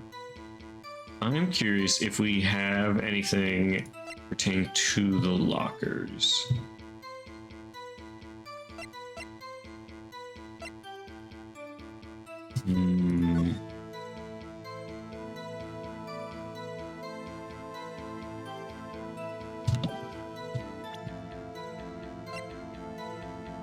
Only the assigned detective's prints can unlock it. Indicator lamp lights up when it's open.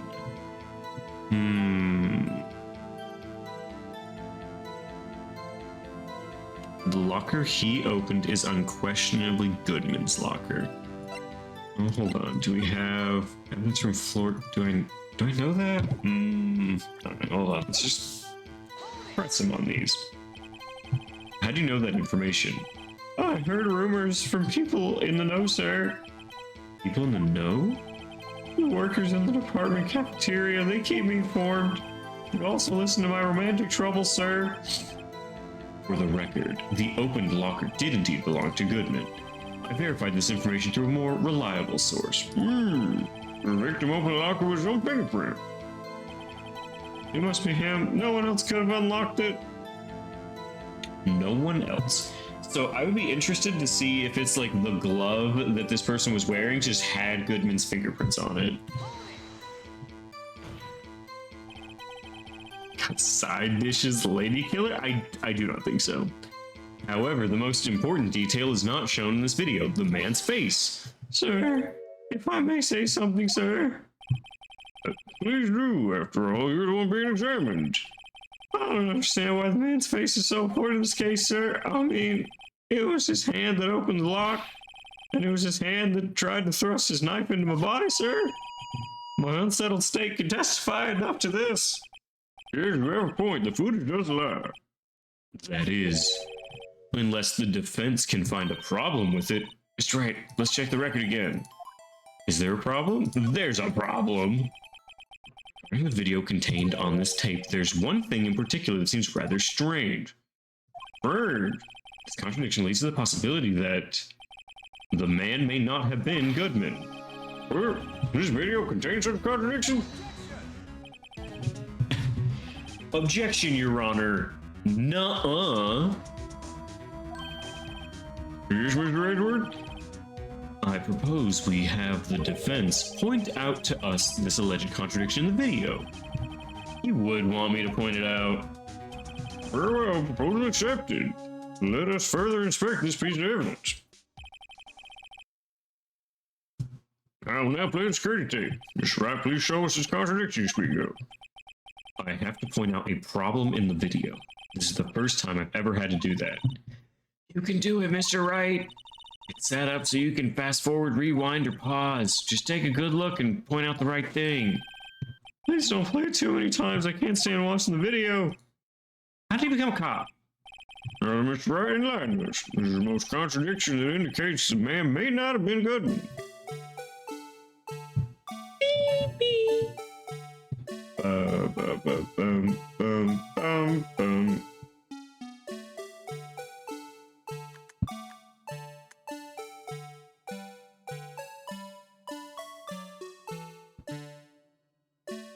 And pause.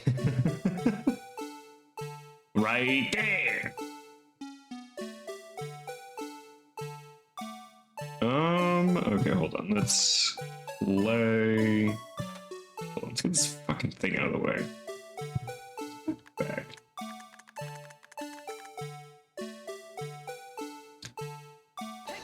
Take that. The earring. The thing that's strange about this video would have to be this. Hold on a sec, I need to use my eye drops. I don't get it. Would you mind if I borrowed the eye medicine? Don't look at me with those bleary eyes. Before your eyes get too teary, perhaps you should think this through again. Let's play the video again. Just remember one thing, Mr. Wright. Every time you point your finger, someone gets hurt. He's not pointing his finger. Alright, I will now play the tape, Mr. Wright. Shows contradiction.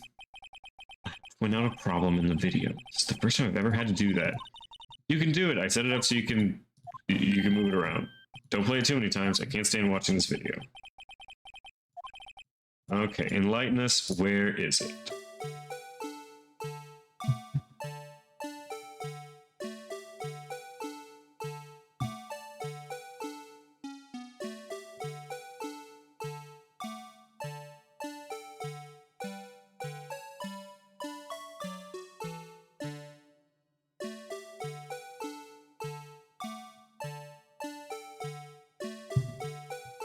Oh, fuck, wait, the thing's going down.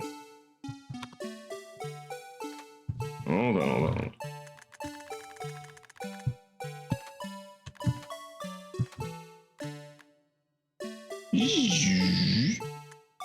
Okay. Fuck.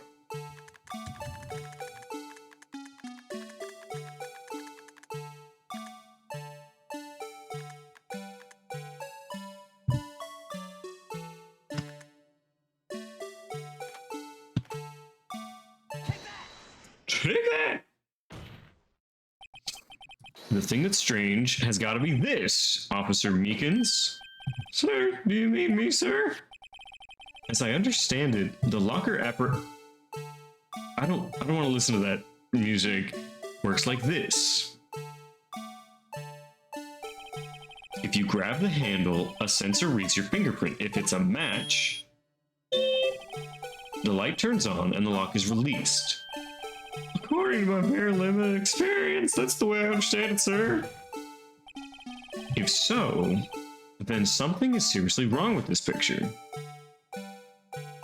Beep, beep, beep, beep. Yeah, the light's on. The light is already on, in fact. That's what it was. Beep, beep, beep.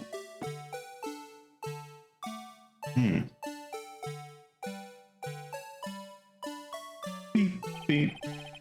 The victim reaches for the handle to open the locker. Let's rewind a little earlier. Oh, come on.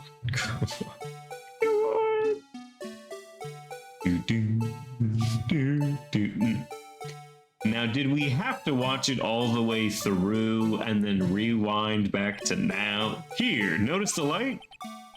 What's this? It's already lit. Just like my house, it's already lit. Precisely my point, Your Honor. The locker was already open before the victim grabbed the handle.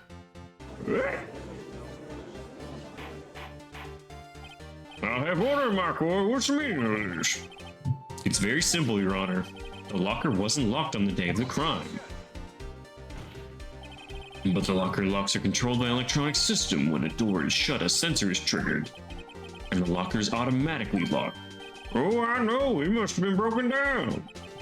I'm not an expert in this. That's not likely, Your Honor. The sensor would detect and report any malfunction. I guess it goes to novices keep the mouth shut. So, Mr. Wright, do you have an explanation? Me, Your Honor? Yes, why was the locker locked? Me, Your Honor? Well, this isn't my field. What do you think, Miss Scientific Investigator? Huh? Oh, maybe something jammed the sensor? Something jammed the sensor. Say, there's something else that's out of place. I thought so too! Okay. The only other thing... Okay, so what would have jammed it? So we have the other locker that had that shit, like, flapping out of it. So maybe it was the glove. Let's check the video once more. The locker wasn't locked. Mr. Wright, please point it out.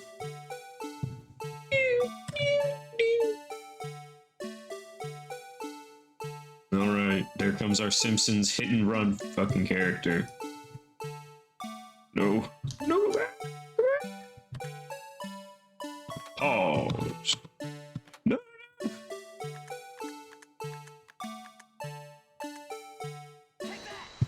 Take it.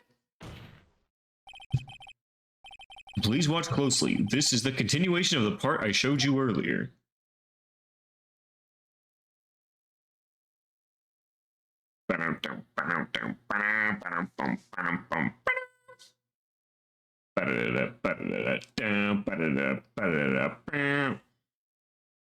Yeah, I can see the glove jamming it. What is this? Something white fell out the locker. It was me. What, sir? It's been my experience that things fall out when doors are open. I often fall out and roll great distances. We can't be sure. That item was completely inside the locker to begin with. The sensor triggers the lock when the door is shut. But what if something was inserted, say, between the sensor and the door? Inserted?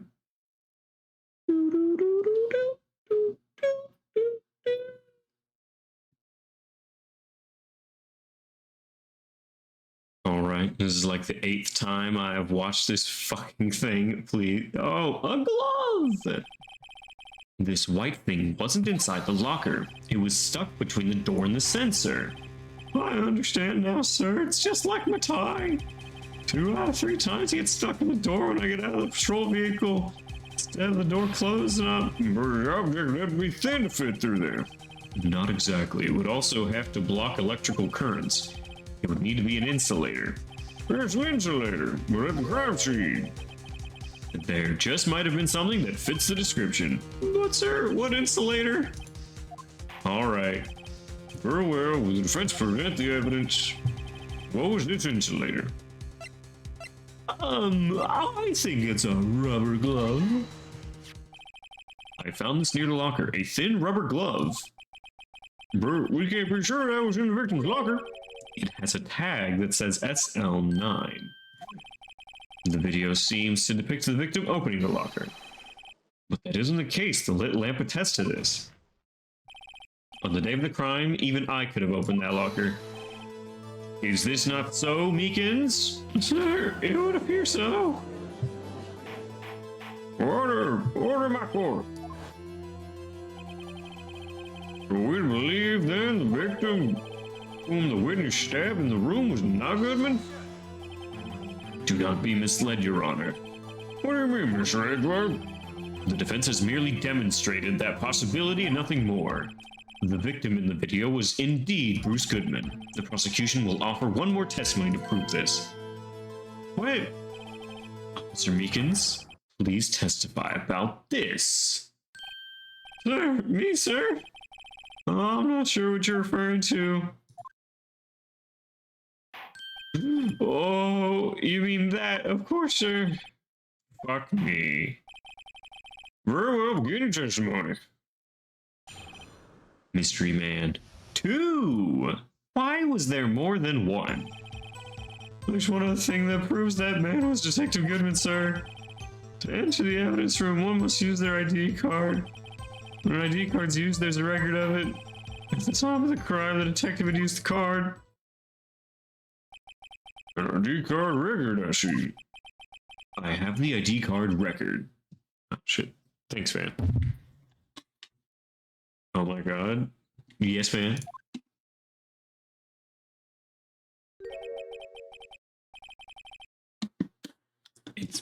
It'll literally the Onceler's birthday.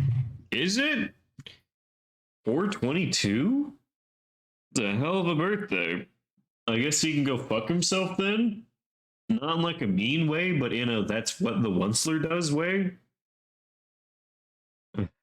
The ID used at 514 is that of the victim. For the crime, yes, without a doubt, this is the victim's ID. However, one thing does strike me as unusual. Several hundred cases should have been due for transferal. Why are there so few people in this room? I'm so happy. Well, I'm glad you are enjoying the Onceler's birthday. How are you celebrating? What did you get him? This particular evidence room is only used for storing certain special cases. Special cases? Extremely violent cases involving police staff. Just hearing that makes my hair stand on end. Me too, although it doesn't make much of a difference. There were only a few cases up for transferal there, and most were clearly up by noon. Jelly Belly Gummy Jelly Beans? Okay, I feel reading that set my brain at 0. Jelly Belly Gummy Jelly Beans. Got it. Well, that would be a good present. I would enjoy that. No, I wouldn't. It's so sweet, and I don't really like sugar. We should move on to cross-examination. Mystery Man number 2. Alright, there's one other thing that proves it was his ID. To enter the evidence room, one must use their ID card. Is that card hanging from your neck one of them? Yes, sir. This card right next to my cuffs. I'll keep it here so I won't ever forget it. What if someone were to steal it from you? Maybe I shouldn't wear it around my neck. Remember when I said 2 out of 3 times it gets stuck out in my car? The remaining time, my IDs get stuck. Instead of the door closing, my ID card chokes me. Maybe I should just leave this one alone. At any rate, each police officer has only one. Both the police department and the prosecutor's office can attest to this. Please proceed with testimony. When an ID card is used, there's a record of it. Well, this I believe, but I'm going to press it. Let it be noted that this is the record the witness referred to. Okay. Yes, have me, Detective Goodman. What's the matter? According to this, Mr. Edward, your name is on here. So it is, Your Honor. I was getting an award. Not the prosecutor again. Maybe he's behind all this. Being a prosecutor, he can hide the evidence. Oh, is that man a blood murderer? Shh, don't stare at him. It's too spiky. Come on, kid. You see, the inquiry committee will want to speak with you again today. I have nothing to be ashamed of regarding my actions or their consequences. For now, let's continue with this cross-examination. Poor Mr. Edgeworth, it must be so difficult for him. At the time of the crime, the detective had to use his card. Mr. Wright, what do you think? I'm confused. The problem with this ID is far too obvious. It's not like Edgeworth to miss something like this. You're thinking too hard about it. Come on, let's show him what we got.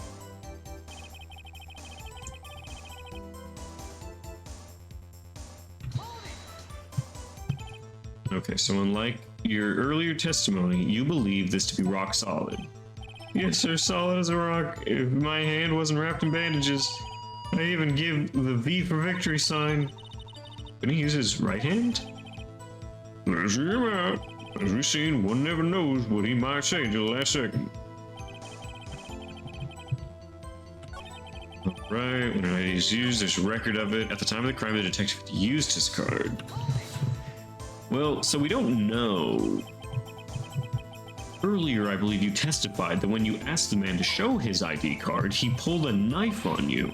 Yes, sir, he didn't show me the card. Don't you think that's odd? I mean, if he had his ID card, all he had to do is show it to you. There wouldn't be any reason to draw a knife.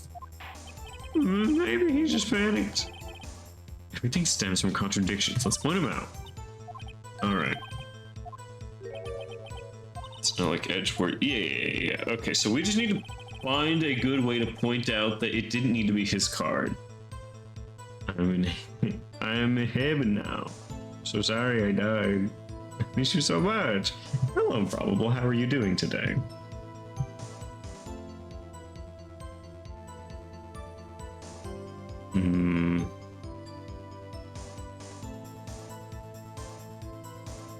Okay. Let's enter it when an ID card is used. At the time of the crime, the detective had used his card. So this is wrong. Like shit, got tournament today, and I'm literally with more balls on my body than usual. What we doing?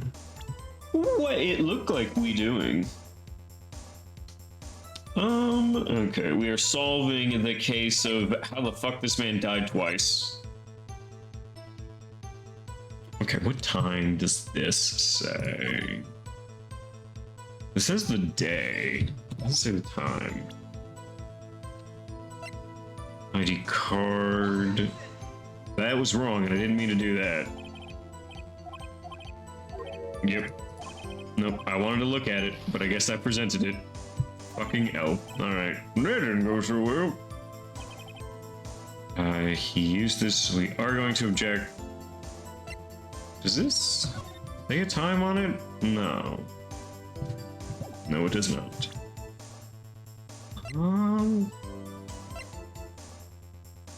I'll fucking throw it at it. Well. Wait one moment, Officer Meekins. Oh, I'm not good at waiting, sir. I have the victim's ID card right here.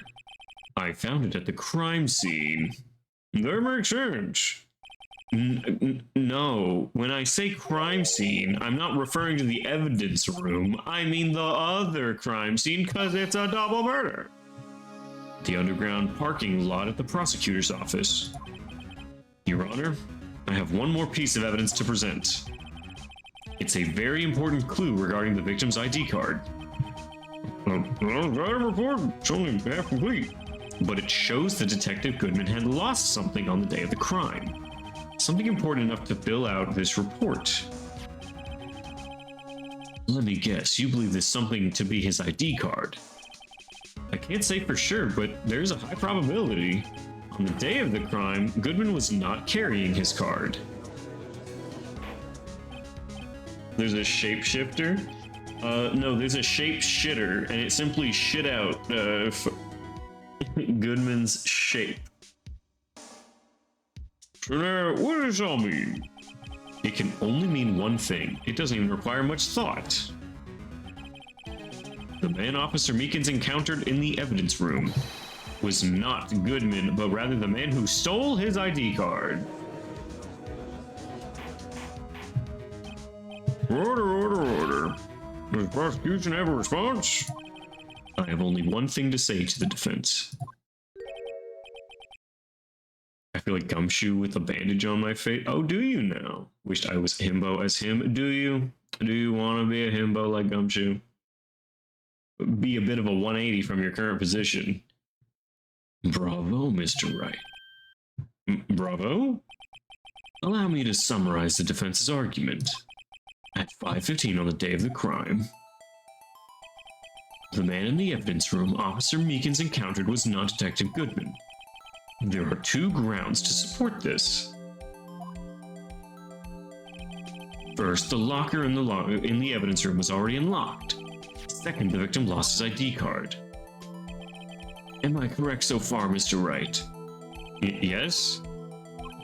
What is he building in there? That being the case, we must inevitably arrive at a single conclusion. If the victim in this video is a fake, then the murder in the evidence room is also a fake. In other words, the security camera does not show the instant of the murder. That is, I guess that's right? Ugh. I have stickers on my face and I feel like God. Christianity. Interesting. They're rainbow and for acne? Oh, congratulations. I have gay acne stickers, guys. Hey. Only moments ago you seemed content to be pointing your finger around. This isn't gonna end well. Well, well, it seems you finally realize exactly what you've gone to such lengths to prove. Explain yourself, Edward. The defense has already done the explaining for me. The victim in this video is a fake, which means the murder did not take place. At the police department at 5:15 on the day of the crime. Oh. So the real crime could only take place at one location, the parking lot. At the prosecutor's office, the murderer being Miss Lana Skye, the defendant. The evidence is compelling. A trustworthy witness. Observe the moment the defendant used the murder weapon. Oh, oh, nuts! Out of the blue bed was so well timed. It just happened that way. Cap though, yeah.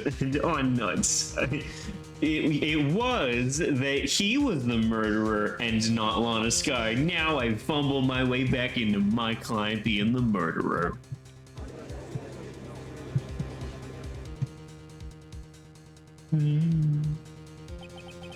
I knew that testimony was way too shabby. It was all a trap from the beginning. The evidence room still leaves many questions unanswered. Who exactly was the victim Meekins encountered? Declare plot immunity, actual plot armor. Your Honor, I have divine luck. And where does this person disappear to? However, this trial's purpose is to examine only the murder of Detective Goodman. Just so, Your Honor. Right. You have to do something. With Lana. What do I do? How am I supposed to get myself out? Do I just wait and see what happens? Oh, I object. Objection! All right, one moment, Your Honor. What now, Mr. Wright? Don't tell me you're objecting to what you've just proven. Of course not. But I almost walked right into the prosecution's trap. Adoy, silly me. What are you talking about? This cross-examination has proven one thing and one thing only. The security video did not show the actual murder. Yeah, just a nice fight with a couple of guys.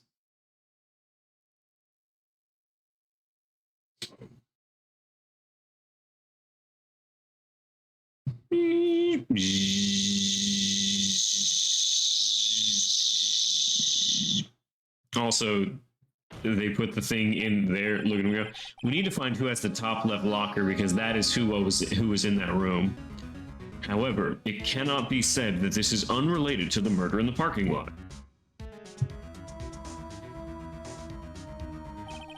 Specifically, large amounts of blood traces were found in the evidence room. The defense demands further examination of the truth of the matter. Mr. Edward? Yes, Your Honor. If this court were to examine this further, other witnesses will be necessary. Is the prosecution prepared? I'm sorry, Your Honor. The prosecution considered the incident at the police department to be unrelated. We have not prepared any other witnesses for this incident. This just might be my chance. Time to call a certain Texas Ranger to the stand. That's right. Do you mean, Your Honor? The defense would like to request a specific witness. Oh, who do you have in mind? Someone we have reason to believe knows the truth. The truth behind the activities that took place in the evidence room. The prosecution requests to hear this person's name before deciding whether or not to comply.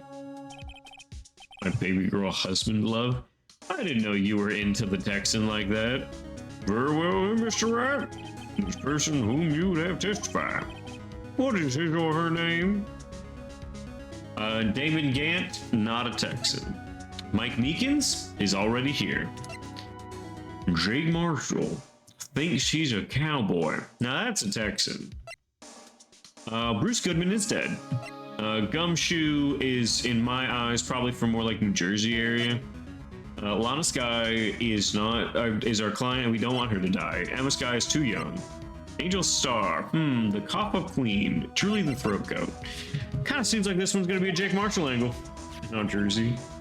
No, he's not Jersey. Officer Jake Marshall. Why him? I can't let him know everything just yet. He's in charge of the evidence room. I feel we should hear what he has to say. The prosecution agrees to the defense's request. Since he was responsible for guarding the room, we should hear his testimony. Fortunately, he works in the police department. We shouldn't need longer than 20 minutes to prepare. He's an Alabama boy at heart? I don't think so. And what gives you Alabama vibes? That he's fucking his cousin? Very well. Well, we'll take a 30-minute recess while the witness is subpoenaed. Will the prosecution please prepare the witness during this time? We will, Your Honor. Court is now in recess. God, recess, fuck yeah. I'm gonna go play on the playground. All right. Nothing, I don't know anything about Alabama. They just be fucking each other. All I know about Alabama is they just fucking.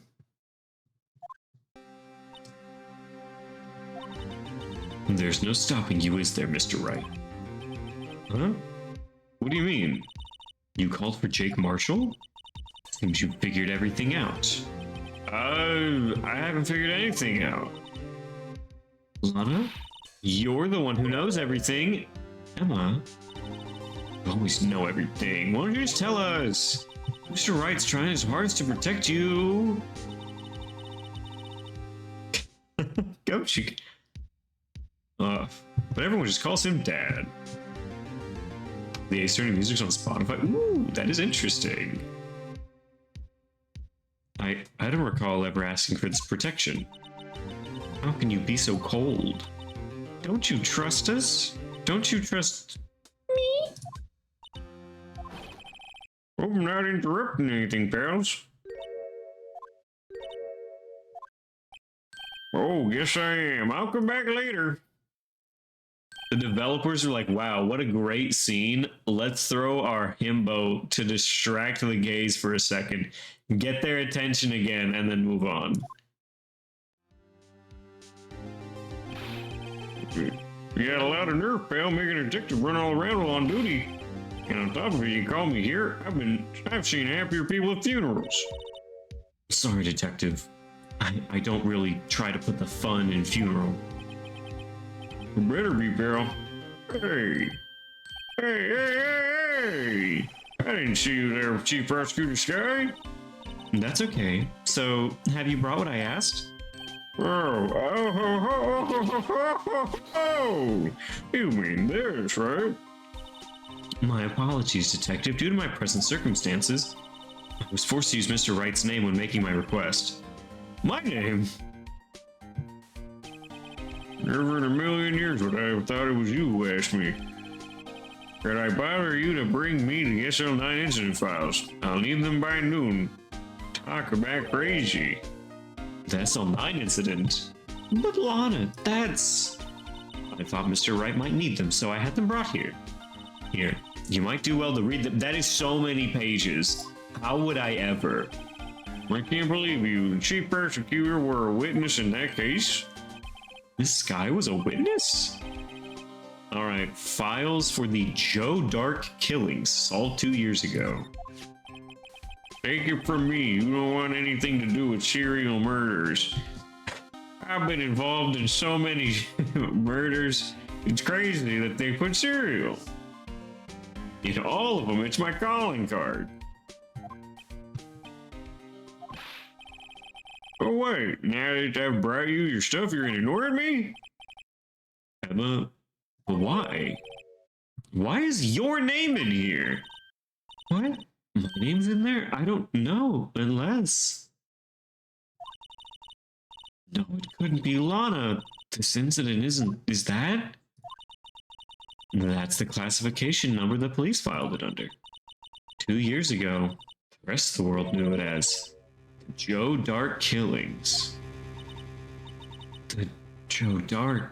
No, Lana. That's over with. No. Oh fuck, she's on the floor. Oh, she ran away. You know what? I just remembered. I gotta be somewhere it's not here. Sorry, pal. I'm out of here. Jake Marshall, Angel Starr, Damon Gant, Miles Edgeworth. I mentioned Lana and Emma. Everyone involved in this case is connected to those killings 2 years ago. This can't just be a coincidence. Knowing you, you just might be able to figure it out. Time to get back to the trial, Mr. Wright. Best of luck. I better take a good look at it. Examines it, just looking around the files. All right. We hath saved. Trial former, trial ladder.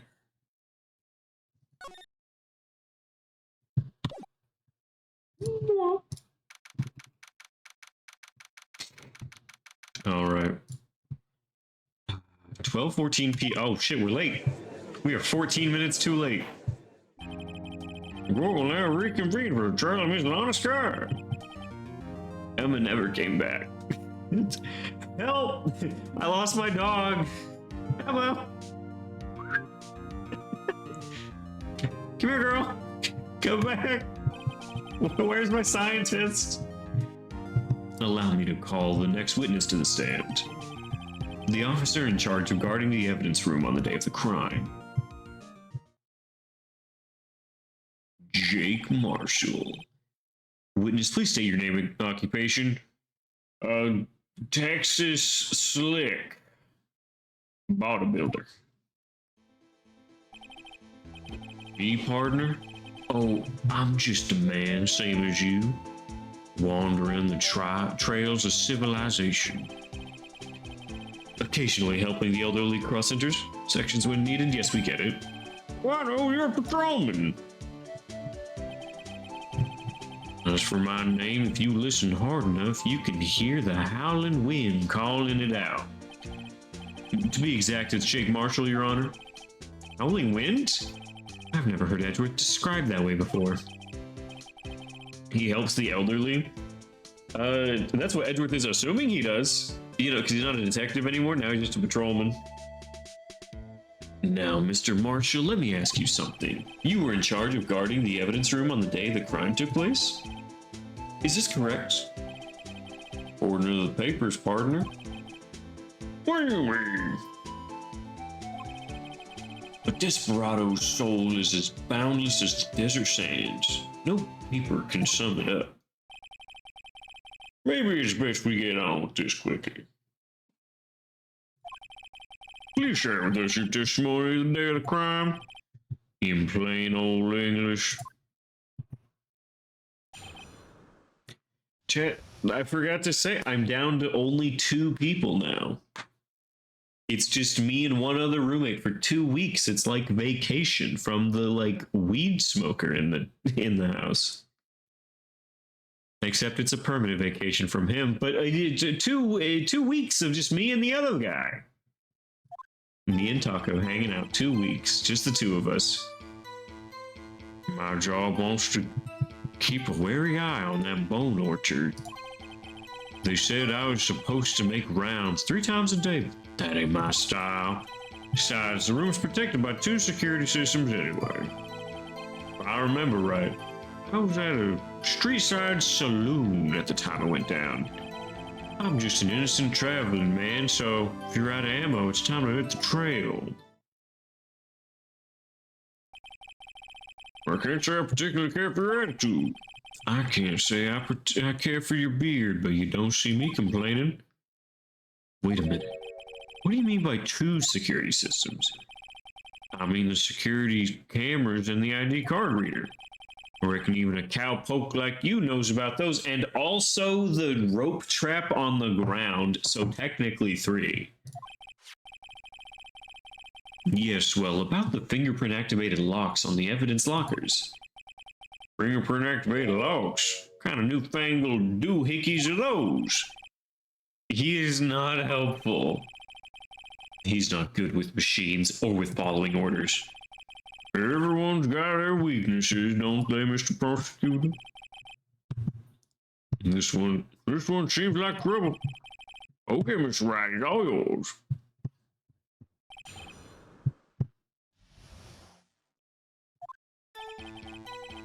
My job was keeping a wary eye on that bone orchard. They said I was supposed to make rounds 3 times a day, but never my style. But you made your rounds on the day of the crime, right? Nope. I told you I my style. I'm afraid I don't understand. No desperado I know lets rules get in his way.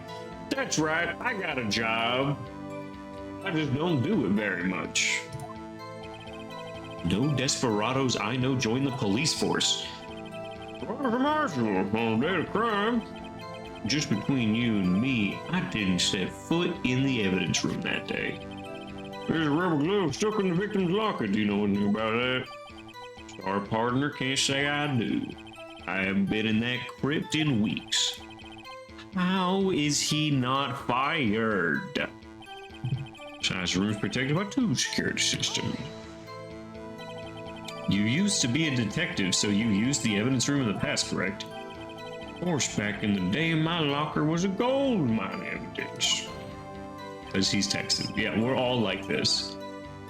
And yet, you didn't know about the fingerprint locking mechanism? Sorry, partner, I ain't good with machines. Couldn't even tell you how a bike works. That's incredible. The sensors on the locker handles cannot be seen.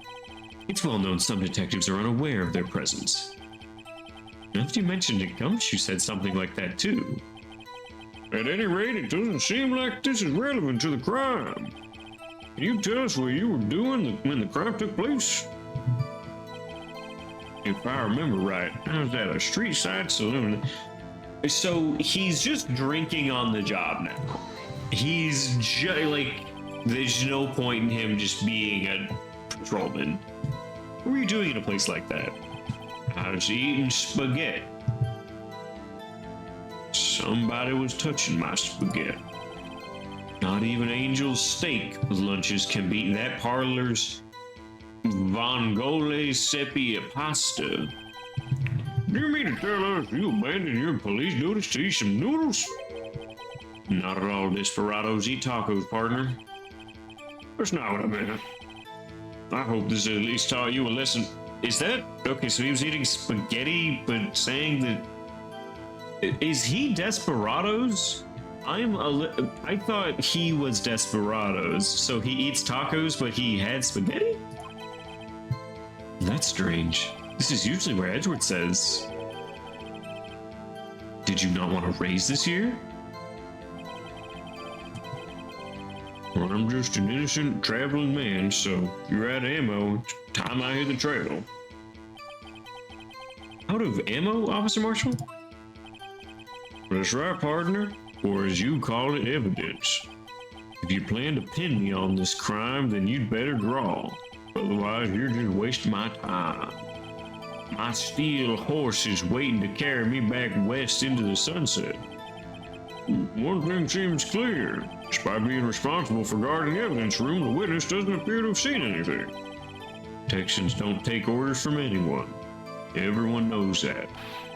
Apparently your superiors don't. Okay, I have a trump card up my sleeve, so I best keep my cool. Before I use it, though, I better up the ante.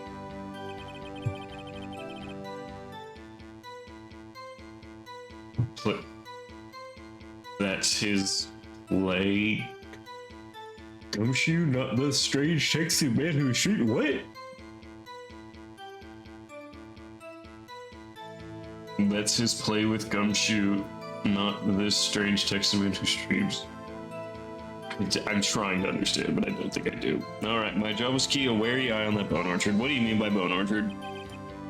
How do you keep an eye on it? Make sure nothing moved in the monitor. That room's so still every time, even time dies in there. I was just a caretaker who entered the recordings? Is this supposed to be an accent?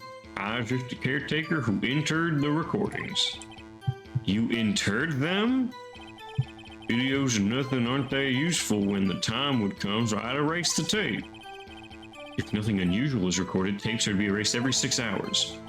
Each time I'd erase a tape, it felt like I was erasing a part of my life.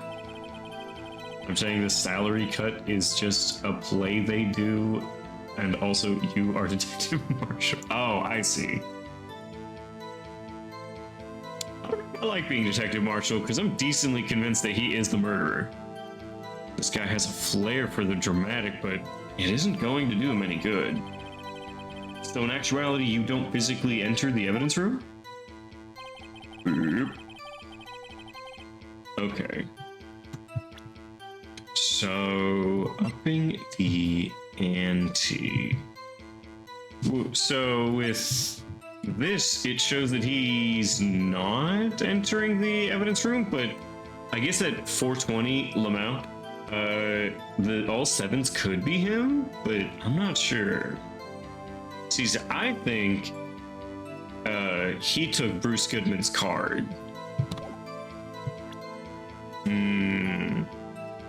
Just make the rounds 3 times a day.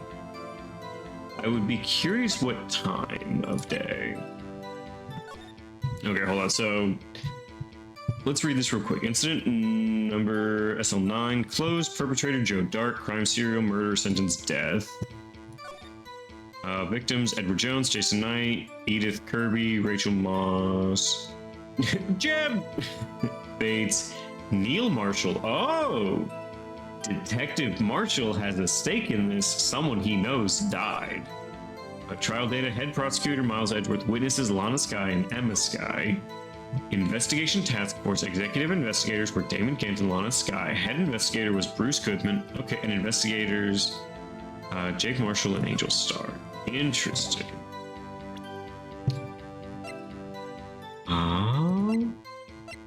Marshall's fingerprints. So he says he doesn't physically go inside. Tries to keep a wary eye on it. Let's try to prove that he was inside with his fingerprints. No, okay. That statement contradicts this evidence. No, it doesn't really. Objection overruled. Try to think before I make objections. I don't know if I will.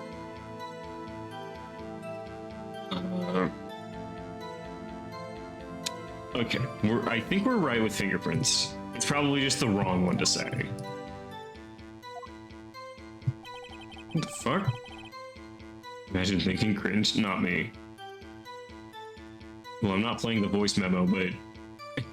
What the fuck? The Disney wife, happy life. I work to support my wife's Disney addiction. That is an interesting meme. Thank you, fangirl. They said I was supposed to make the rounds, and that room's protected by 2 security systems. And I was at a street side saloon. Oh, he wasn't at a saloon, and we have his fingerprints saying that he was there. That's it. That's it. Officer Marshall, doesn't it strike you as odd the voice message was an accident? I'm glad that, like, I really don't use mobile Discord, because I guarantee I would constantly be doing even dumber shit, just shit like that. Here's fart noise 8 of the day. That is you being called in to testify like this? After all, you weren't in the security room at the time of the crime. And yet you dragged me down here. Explain yourself, partner. It's quite simple. You left a very large trail behind at the scene. Or to be exact, a handprint. Listen real good, partner. Like I said, I'm the caretaker of the crypt. I pay my respects, that is, make my rounds once a month. It's only natural my fingerprint would be there. I only wish it were, officer. But you see, your fingerprints were covered in blood. Oh, he's got spurs on, too. Witness, what's the meaning of this? Your blood-stained fingerprints were at the crime scene? The blood was wiped away, however. A luminol test clearly revealed this. Well, Officer Marshall? Seems to me There ain't a person in this room with a head on his shoulders. I take it you have an explanation then, Officer Marshall? About the bloodstained fingerprints? Very well, you may begin your testimony about fingerprint. Found at the scene of the crime. Bloodstained fingerprints. Like I said, it's only natural for my fingerprints to be in that evidence room. One of them just happened to be at the same place as the bloodstained handprint. The murderer touched the locker where my fingerprint was by chance. The bloodstain and the fingerprint are completely unrelated. Or didn't you know the murderer was wearing gloves? How do you know the murderer is wearing gloves? See, I had nothing to do with it.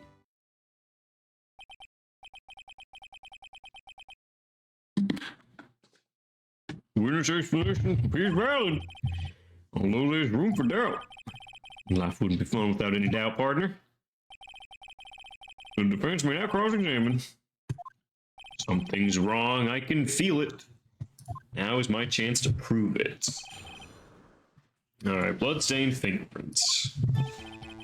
Okay, it's only natural for my fingerprints to be in the room. So sure, but not with the blood on it. One of them just happened to be in the same place. So I'll press you on that one because I don't believe you. So then what about the bloody handprint? Where's mine? It's no mystery. Who's you playing? My locker is covered with fingerprints. It just so happens the murderer touched the locker where my fingerprint was by chance. The chances of that happening are 1,000,000 to 1. On the contrary, one could argue just the opposite. The chances of that not happening are 1,000,000 to 1. Get one thing straight, partner. You ain't gonna get no reward from me with a mere fingerprint. You wanna know why? The blood stain and the fingerprint are completely unrelated. Now, explain this to me. Unrelated. They're as different as night and day. Kind of like cereal and cereal. One's got to do with breakfast and the other's a type of murder. The Fruit Loop killer and me eating numbers. Right. Although seemingly like they're totally different. I don't see what homonyms have to do with it. I don't see what homonyms have to do with any of this. These homos have no place in this case. Or didn't you know the murderer was wearing gloves? I want to know how he knew the murderer was wearing gloves. How do you know that? I may be a loner, but I still do my job. I keep up on the reports. There was a bloodstain at the scene, thought to be left by the murderer. Almost in my nims? Guys. That's right. It was found on Detective Gumshoe's locker. However, no fingerprints were detected on that handprint. I think we tried that too. So that would mean murder wearing gloves happened to place their hand on top of Officer Marshall's fingerprint. And that's the only logical conclusion. Can't let him squirm out of this one. To find something decides him to tie him to the crime. Okay, what evidence of ours ties Marshall to the crime? So we have incident files. So the incident file ties him to SL9, but not this one. There are pieced back together. Pieces missing. This doesn't like say Marshall on the inside or some shit, does it? No, okay. Out. The evidence locker, rubber glove, evidence room, a screwdriver from a past case of Edgeworth's brought by Gant. Also the yeehaw and a bad drawn horse.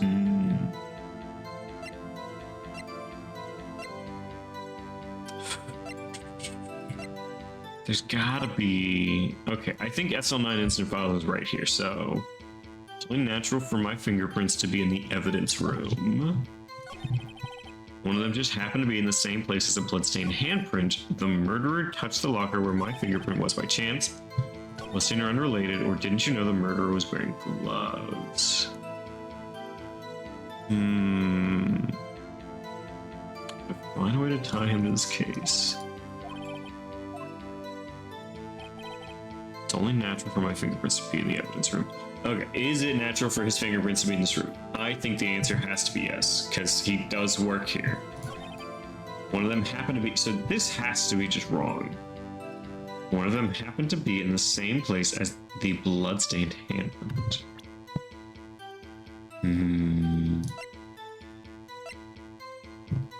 Work, yeah, I mean, real working. Evidence. So this ties Edgeworth in. That explains that. A half-written document dated in glove. A bloodstained print. Security video. Alright. Murderer touched the locker where my fingerprint was by chance. Bloodstain and fingerprint are completely unrelated. Okay, so the bloodstain and the fingerprint are completely unrelated. This I don't think I can let go. Completely unrelated.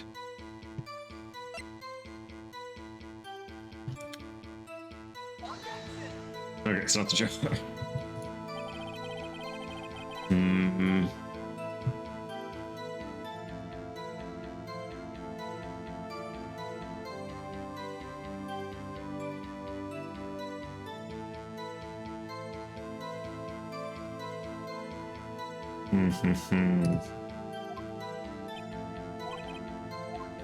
He didn't find anything faulty. Must be on the wrong track. Seeing the fingerprints are completely unrelated. They just happen to be the same place as a bloodstained handprint. Something natural for my fingerprints to be in the evidence room. That's because you, how did you put it? Pay your respects once a month? Yeah, that's right. Then one more thing. The locker happens to be mine. Ooh, okay. So that locker also has the coat hanging out from the bottom. What do you mean? I mean what I said. Now, okay, yeah, because it's got the little coat hanging out. That's the locker I used when I was a detective. That's the locker I used when I was a detective. The locker I still use. All that's in there now, though, is a heap of broken dreams. I see. It'd be strange if my prints weren't all over that locker. Apparently his fingerprint data was never removed from the locker's programming. He must have been using the fingerprint lock all this time without even knowing it. Okay. The print had been wiped. You're starting to get the picture, partner? The picture? The seal of blood in the desert, it's just food for the buzzards. There's only one reality, and that's this. The security tape? So long as my trail isn't in there, you can't say otherwise. This isn't getting us anywhere, Mr. Wright. Please consider carefully where we're going with this cross-examination. Yes, Your Honor. Now, to continue your testimony, Officer Marshall. Too bad it wasn't me on the videotape. Okay. And there just happened to be a handprint. The murderer touched the locker where my fingerprint was by chance. Let's see, the fingerprint are completely unrelated. Or didn't you know the murderer was wearing gloves? And now we have, too bad it wasn't me on that video. Right, partner? Nope, it is absolutely him on the video. What do you mean by that? You want to tie me to this crime? Isn't that right, partner? If so, that video is the only direct evidence you got. Well, that video is next to useless. It's full of blind spots. Blind spots? Places you can't see. I can't see in my own home. The camera panning back and forth, the floor isn't shown. If someone was familiar with the camera position, they could leave the room without being caught on tape. We don't have time for your speculations, Mr. Wright. But Mr. Wright, if you can show us the evidence this video indicates Officer Marshall was present, please do so now. I do have evidence. It's the jacket. Very well. Allow me to point out your mistake, Officer Marshall. I just don't know if it's going to be the jacket before it's there or after. Tread carefully, Mr. Wright, or you might wind up being the one making the mistake. Let's have a look at the video. Shows us incriminating evidence.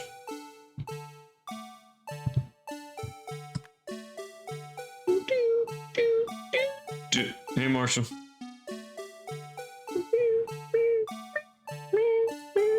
Hey, Meekins. Slice. Gabash.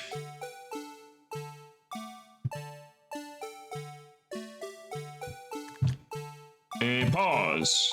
See it? Right there. That's when he puts the thumbtack on my chair. Right there. Bringing our attention back to the security camera is a mistake I'm afraid you'll soon not forget, Officer Marshall. Days are short in Texas, and so are our tempers. The days are long as shit. No, wrong. Could you have summed up what you said in 8 words or less? Very well. You can clearly be seen in this video. Exactly 8 words. Not bad, partner. The key lies in a certain locker shown in the video. Yeah. That locker with the white cloth sticking. That locker with the white cloth sticking up. That was the witnesses, I believe. Now then, let's rewind the video a bit.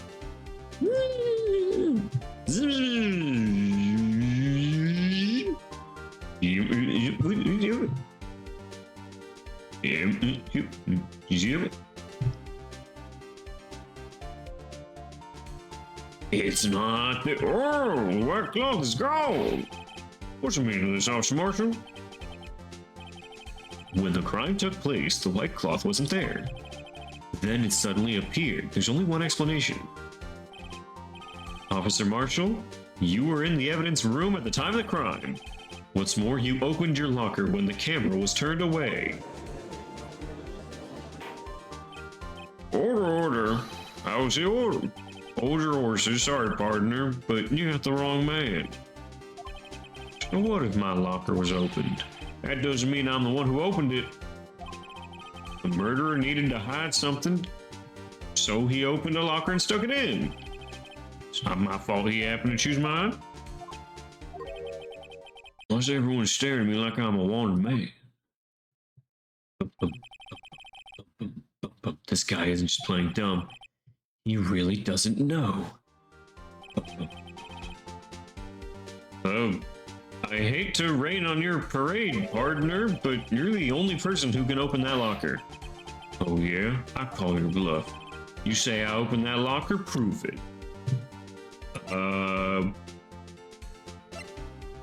The locker?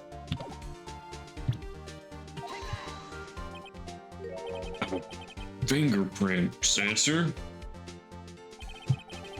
We talked about this earlier today. The locker can only be opened by the detectives they belong to. What kind of crazy talk is this? Well, Detective Gumshoe did mention something about this. In any case, the locks aren't that obvious. There's even some people on the force who don't know about them. So, Sheriff, what do you have to say in 8 words or less? Good jerky. Snap. I only got 1 word for you, partner. No! Oh my god, is he dying on the stand? Order, order, order. Witness, explain yourself. This is a joke. It's the worst joke I've ever heard. I assure you this is no joke, Officer Marshall. Now then, please tell us what you were doing in the evidence room at the time of the crime. Well, hey, please answer the question. What is he now, a bullfighter? That's right, Officer Marshall. I believe we can figure out the rest from here. Okay? Have a look at the floor plans. There's no place for someone to hide in the evidence room. Yet Officer Meekins didn't see Marshall. If that's so, where's the witness? It seems Mr. Wright has an answer. That's right. Only possible conclusion. Let's hear it. Okay, where was Officer Marshall at the time of the crime? Oh, okay, so Officer Marshall what? Here. An ad is playing in the corner, but I can still hear everything. God likes me. Oh, banner ads are fucking sick. Easily the best kind of ads. Officer Marshall was standing right here. Officer Meekins didn't notice him standing there? That's almost as credible as Meekins' warp thing. Oh, God. Your chamber's empty, partner. Better reload. Alright. Your chamber's empty. Okay, now they're ganging up on me. Perhaps you should think a little more about where Officer Marshall was. Okay, Officer Meekins should have seen him in the evidence room. That means the only place where he could have been. Now we'll reload, yeah. Who's here? Where was Officer Marshall at the time of the crime? Okay. Where would Officer Marshall be? Like down here? Because like then he wouldn't be seen by the place? Or like he wouldn't be seen by the camera. At the time of the crime, where would Marshall have been? Gotta be in the corner, right? Officer Marshall was standing right here. So Officer Meekins didn't notice him standing there? Okay, well.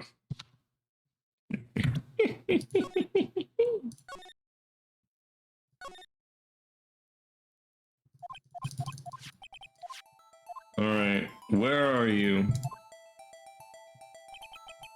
Where was Officer Marshall at the time of the crime? The killer? He just seems like the killer. He's right here. I had a deja. Oh, did you know? Officer Marshall was right here. So Meekins didn't notice it.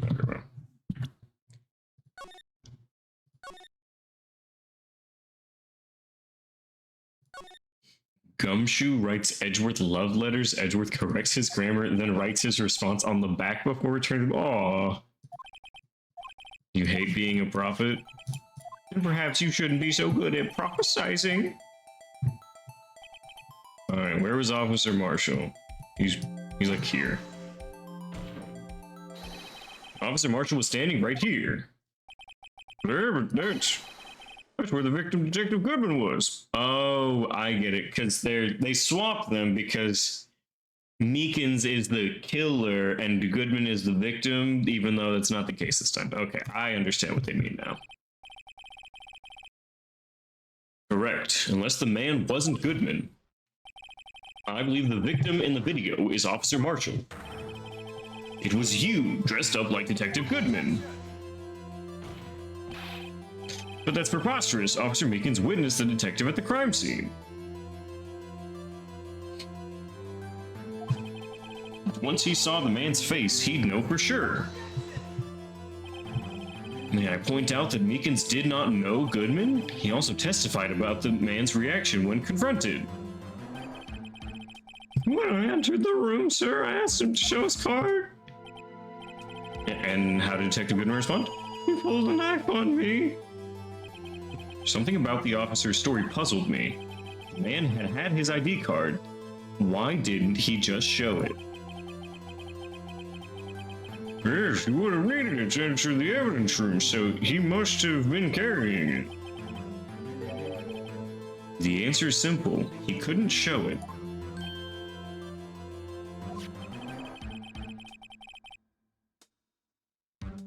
As you can see, Detective Goodman's picture is in his ID card. Forget it. If he showed that, his cover would have been blown. Officer Meekins would have realized that man wasn't Goodman. Do you have anything to say to this, Marshall? You got quite an imagination, partner. We got a term for that. It's called circumstantial evidence. Like saying that was got covered. Circumstantial evidence? He's still denying it. He biting? Yeah. You're gonna have to do better than that to break a detective. Unless you have hard evidence proving I dressed up as the victim. I can't say I particularly care for your cooperative disposition. I can't say I care for your beard, but you don't see me complaining. Well, Mr. Wright, called circumcision. It's got coming. It's got to be great. Do you have any evidence proving beyond a shadow of a doubt that Officer Marshall dressed up as the victim? Well, who am I kidding? I don't have anything like that. I can see the fear in your eyes, partner. Seems you're the one who couldn't take the desert heat. Thank you, Van. This can't be happening. It's so obvious he's the one. What can I do?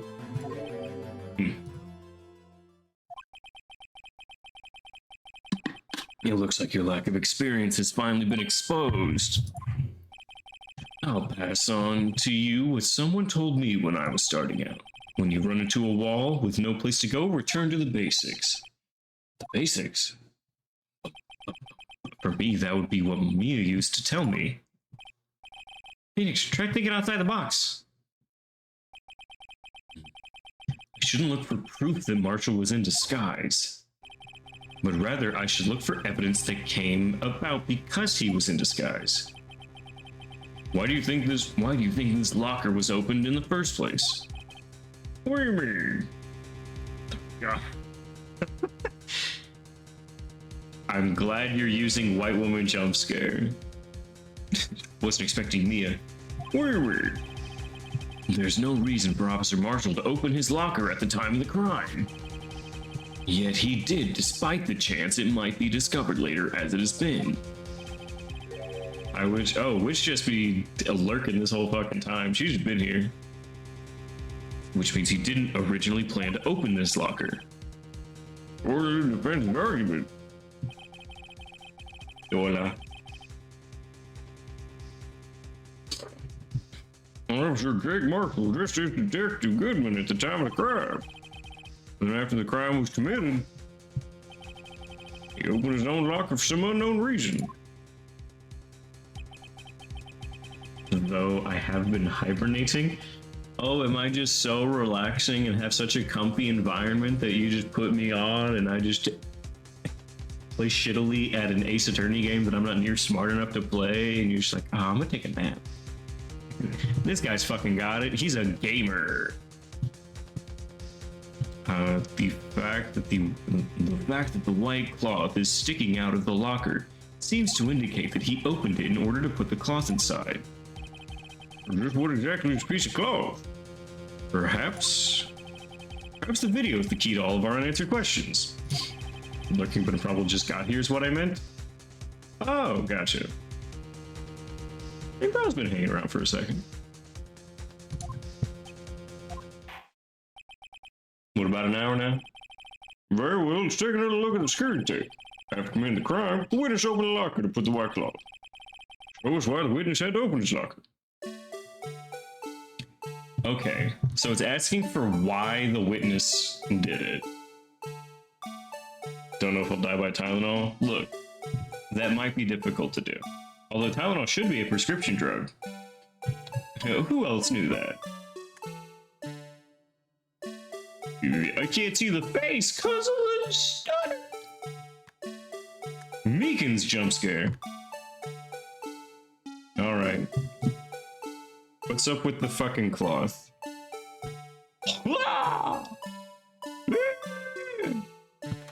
Oh. It's cause Meekins grabs him and there's blood all over this shit. Yeah, there it is. For some reason, you disguised yourself as Detective Goodman and entered the evidence room, though I don't know to what end yet. Yeah. However, something unexpected happened. One thing about me, I love that man Meekins. He's lovely, but has no other fans. I mean, I feel like the voice I give him is 100% spot on, which does not surprise me why nobody loves him. Officer Meekins barged in on you. When asked to show your ID card, you pulled a knife on him. I'm a fan? Yeah, but you're just a fan. You're always around here fanning. However, Meekins panicked, and the white coat you were wearing was soiled with blood. Bloody white coat. You couldn't just walk out like that. So you hid the coat in your locker. Not bad, partner.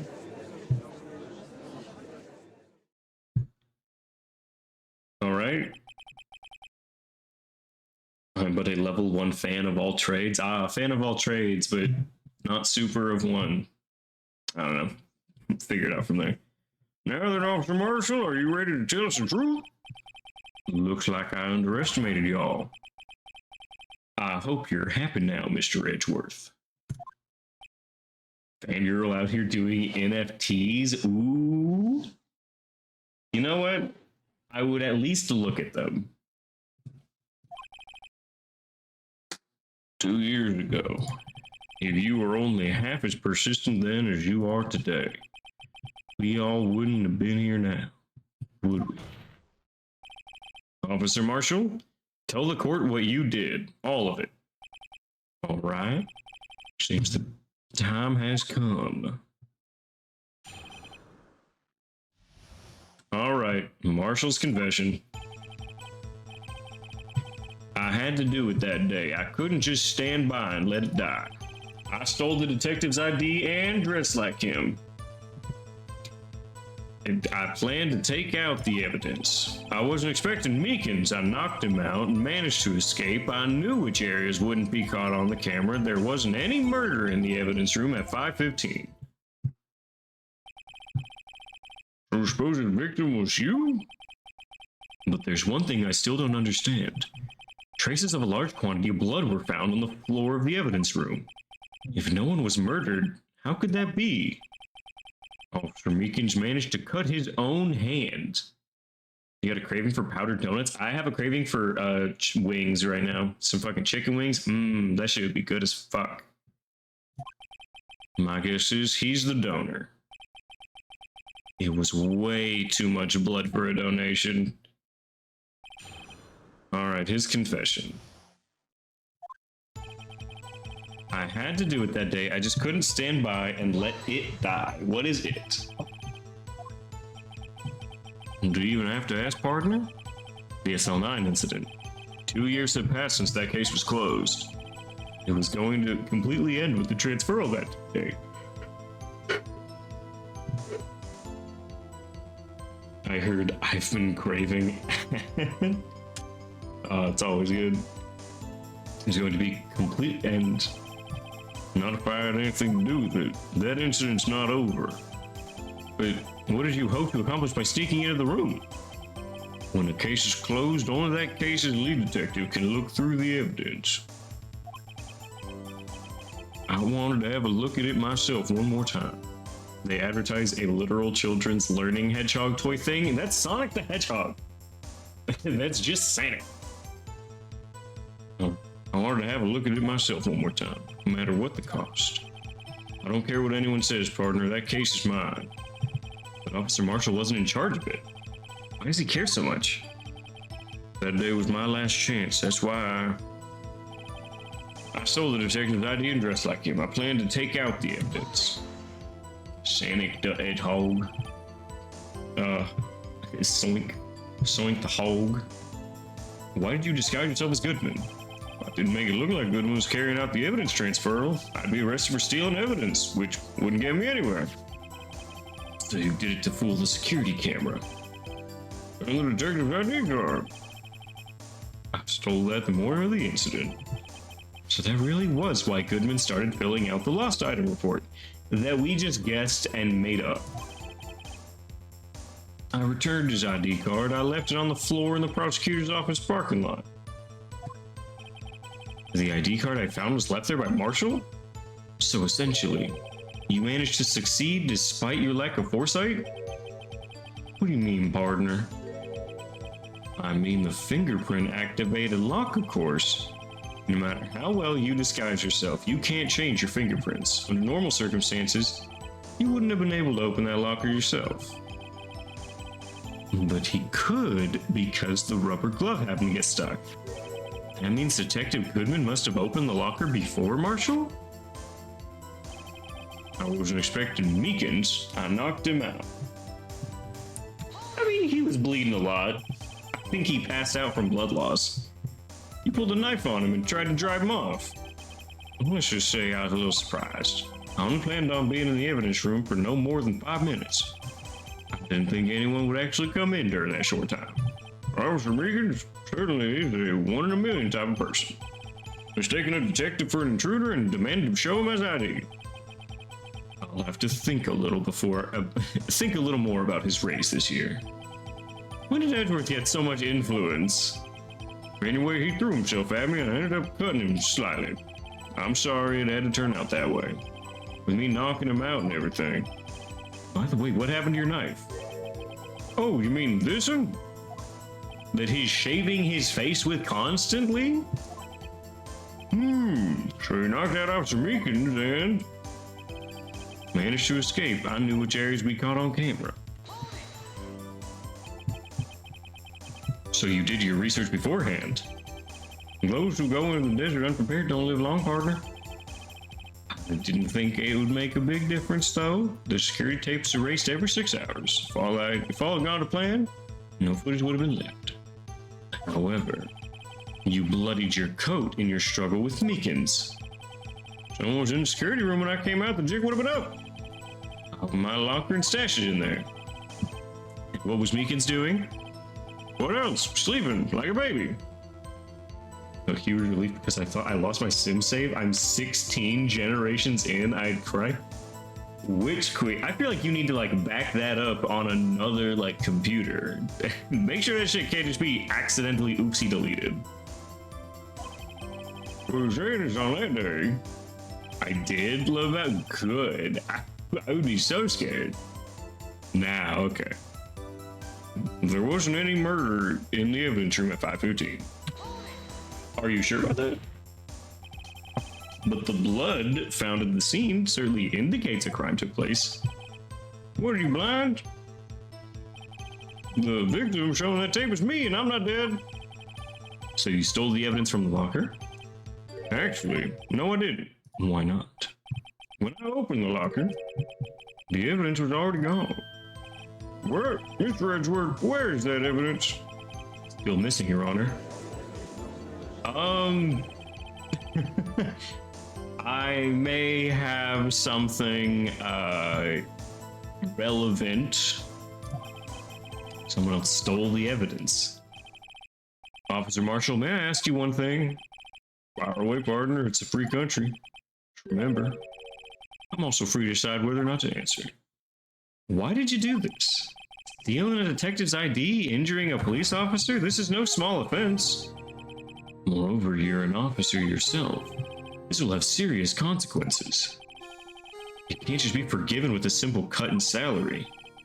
Salary cuts are a valid solution.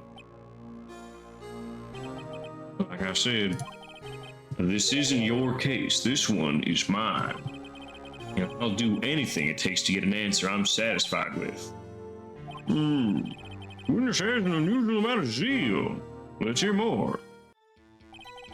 I can't just forget the SL9, and you know why? I believe that I know why. What page is it on? It's page number 2. It's page number 2.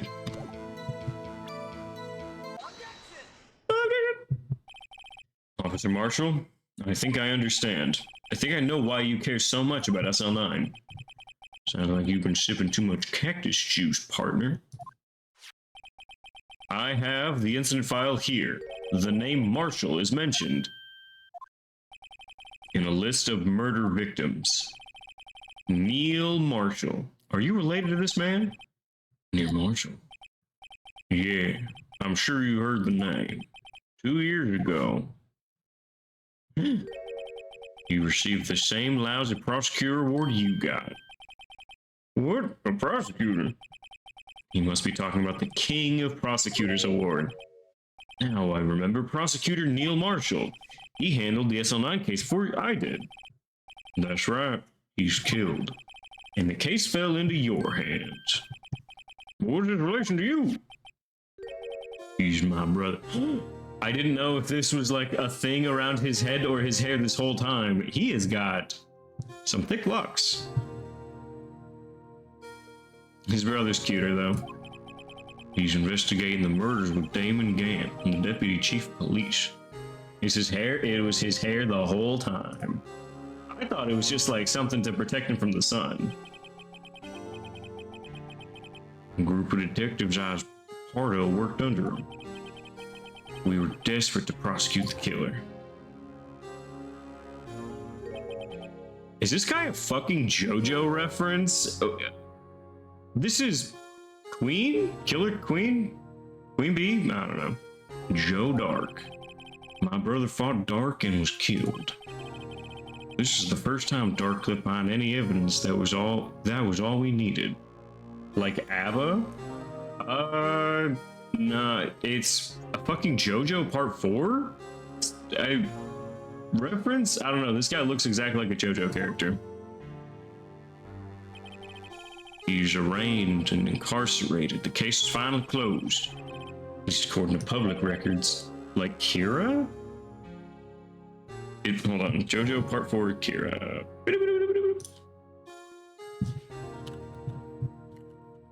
Part 4, Kira.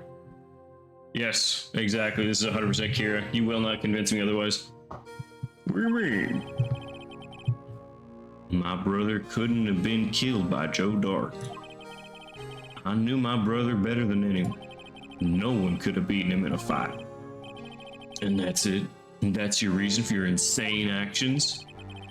There's more to my brother's death than what the records say. No matter how much you try to hide it, you can't fool me. Well, at least one thing's certain. Now we know what happened in the police department on the day of the crime. That was the last day the SL9 case could be reopened. Not satisfied with its resolution, Marshall planned to steal the evidence. Disguising himself as Goodman, he entered the room. Officer Meekins confronted him and he rendered him unconscious and fled. This mystery's finally been cleared up. No murder took place at the police department that day. The things that happen by chance never cease to amaze. At exactly the same time as the murder at the prosecutor's office, this fake murder was going on at the police department. Chance? It's gotta be more than just that. No one was murdered at the police department on the day of the crime. That means the murder at the prosecutor's office parking lot was a real one. Which in turn means only one person could have committed the crime. Chief Prosecutor Lana Skye. But wait, a verdict wasn't reached in yesterday's trial. Which is why we examined the incident at the police department today. But there's only one reason the defendant was not convicted yesterday. There yet remained the mystery of the simultaneous murder at the police department. Seems to me this boy's got the draw on you, partner. Of all of the mysteries at the police department have been resolved, no doubt about it. Our sole murder took place at the prosecutor's office. The only suspect is Lana Skye. And the testimony is one Miss Angel Star is completely incontestable. You have a response, make it a single word or less. A single word or less.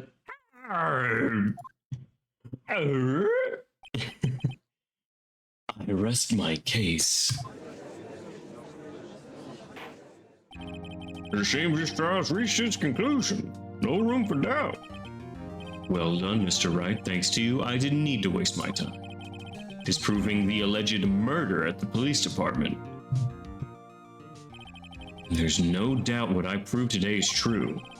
The apparent murder on the security camera's tape really was fake. But I didn't realize that would end up proving Lana guilty. Wow, we were so needing to be right all the time that it led to our client getting guilty.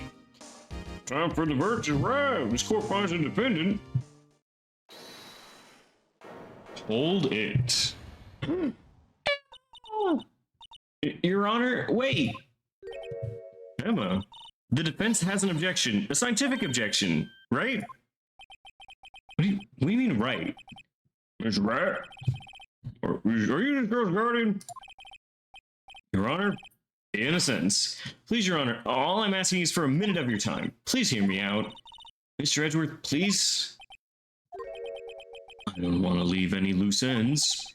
You want a minute? I'll give you 3. I was kind of in shock. I mean, finding out that SL9 referred to the Joe Dart killings. Now she mentions it. The names of both Sky Sisters were in that file. That's when I figured it out. I mean, what Officer Marshall was trying to do that day. I knew his fingerprint had nothing to do with the crime. It left only one thing, the other handprint. You mean the traces of blood found on Gumshoe's locker? No fingerprints were found on it, right? No, I figured if I examined it scientifically, I'd be sure I'd find a clue. I ran over there and looked again. So did you find something? No. Huh? Sorry, I guess I'm not much of a scientific investigator after all.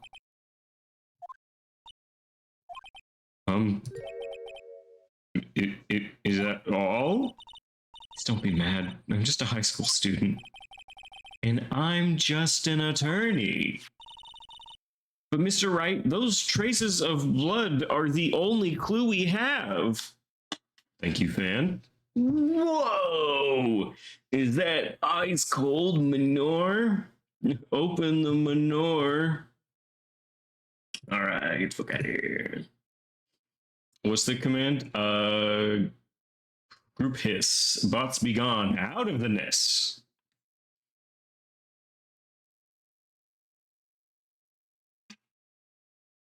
Oh, jeez. Thank you for deleting the message, bro. Oh, in the manure. But Mr. Wright, those traces of blood we have are the only... If we can't find something wrong with them... Please, Mr. Wright. I'm dying, but still here. You enjoy your Tylenol, don't you worry. You're a professional. If anyone can save Lana, it's you. They were offering me a cool thing. I should accept it. Which queen? And just in case... Oh, another one. And just in case. If anyone can save Lana, it's you. Me? Oh boy. Now then, Mr. Wright, with regard to the incident at the police department, does any reasonable doubt remain? It appears the defense is troubled by the other blood mark. Looking at the floor plans, a handprint was discovered around here. Is there a problem with this? Mr. Wright, I'm sorry I can't be more use, but still, if you can't find anything wrong with that blood mark, Lana will be... Please answer my question, Mr. Wright. We don't have it all day. Yes, Your Honor. If ever I've needed to concentrate, it's now. What could be wrong with the handprint on Gumshoe's locker? Could there be something I'm missing? Object. This handprint left at the crime scene clearly shows a contradiction. The only thing that seems clear is you're grasping, Mr. Wright. You've been staring pretty intently at those floor plans. Tell me, is there a problem with them? Yes, this is strange. Take a good look at these floor plans. Something is missing. Missing? You mean something hasn't been drawn on here? Yes, something that, when drawn, will completely change the meaning of the blood mark. Let us pray the defense isn't simply trying to buy time. Very well, Mr. Wright. With all this evidence here, there's gotta be something I can use. Question is, which item can prove something's missing from the floor plans? According to my jar... As they say back in the West, even a blind man can hit with a buckshot. feel a little called out. That is, so long as he's facing the general direction. It seems Mr. Wright's not sure which direction to face. It's no use. The more evidence there is, the greater the chance of me being wrong. Now, Mr. Wright, try and remember what the evidence room was like on the day of the crime. That's what bothers me about this blood mark. Please allow me another chance, Your Honor. I'll prove it this time. Let us pray the defense. Okay, wait. Now I got it. Okay. What item is it? The blue badger was in front of it. What about that police supply wood? The blue badger, mascot of the police force, defender of truth, guardian of proof. Explain yourself, Mr. Wright. Look at the floor plans. The blue badger isn't there. So, watch what happens when we put him in. This is where he was dancing at the time of the crime. Yep, completely covering up that locker. Well, what? That's right. So long as the blue badger is dancing here, it would be impossible to place a handprint on this spot. No. What?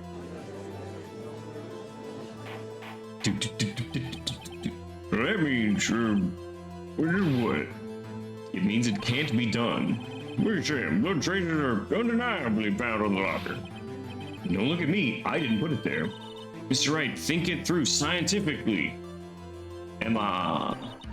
On that afternoon, Meekins was the one who brought the badger to the room, right? And after he put it down, it'd be impossible to leave a handprint on that locker. So that must mean this blood mark was left there before the badger was brought in. Oh my god. Oh, fuck. So there was a bloody handprint and Meekins just didn't notice it? Just a moment, I will not have such far-fetched balderdash in my courtroom. It may sound far-fetched, Your Honor, but it's not balderdash, and it's the only possible explanation. February 21st in the police department's evidence room, blood was spilled not once but twice. Just like the K-pop band, but one time was captured on this tape, taken by the security camera. Officer Meekins cut his hand, which a trivial amount of blood fell. The problem is the other time. And we couldn't see it because it was behind the big-ass head. Someone bled prior to the struggle shown on this tape. It had to have been. It had to have been Detective Goodman when he was really murdered. That's ridiculous. I refuse to accept your absurd claim. The murder portrayed in the security tape has been proven to be a fake. However, that does not explain the blood found on the locker. So then, assuming this murder you purport really happened, when did it take place? I demand you show evidence that proves when in court. When did it occur? Summarize the defense claims that Meekins being cut by Dick Marshall, who's posing as Guzman. Another incident took place in that room. That's right, the blood mark on the locker proves this. Very well, tell us. When did this first incident occur, as Mr. Edgeworth said? Proof must be presented. It's just when the murder took place. There's only one piece of evidence that can show that. Now, will the defense please present as evidence? Shows when the first crime took place?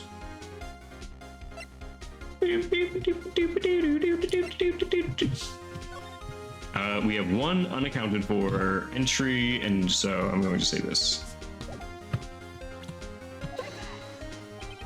If the crime took place inside the evidence room, then the killer would have to enter it. In order to do so, the IT card would have been required. IT card, oh, the record. And at 4:20, someone went in there. Let's see here, 450. Crime took place in that time, and it would be 440. Ah, rare.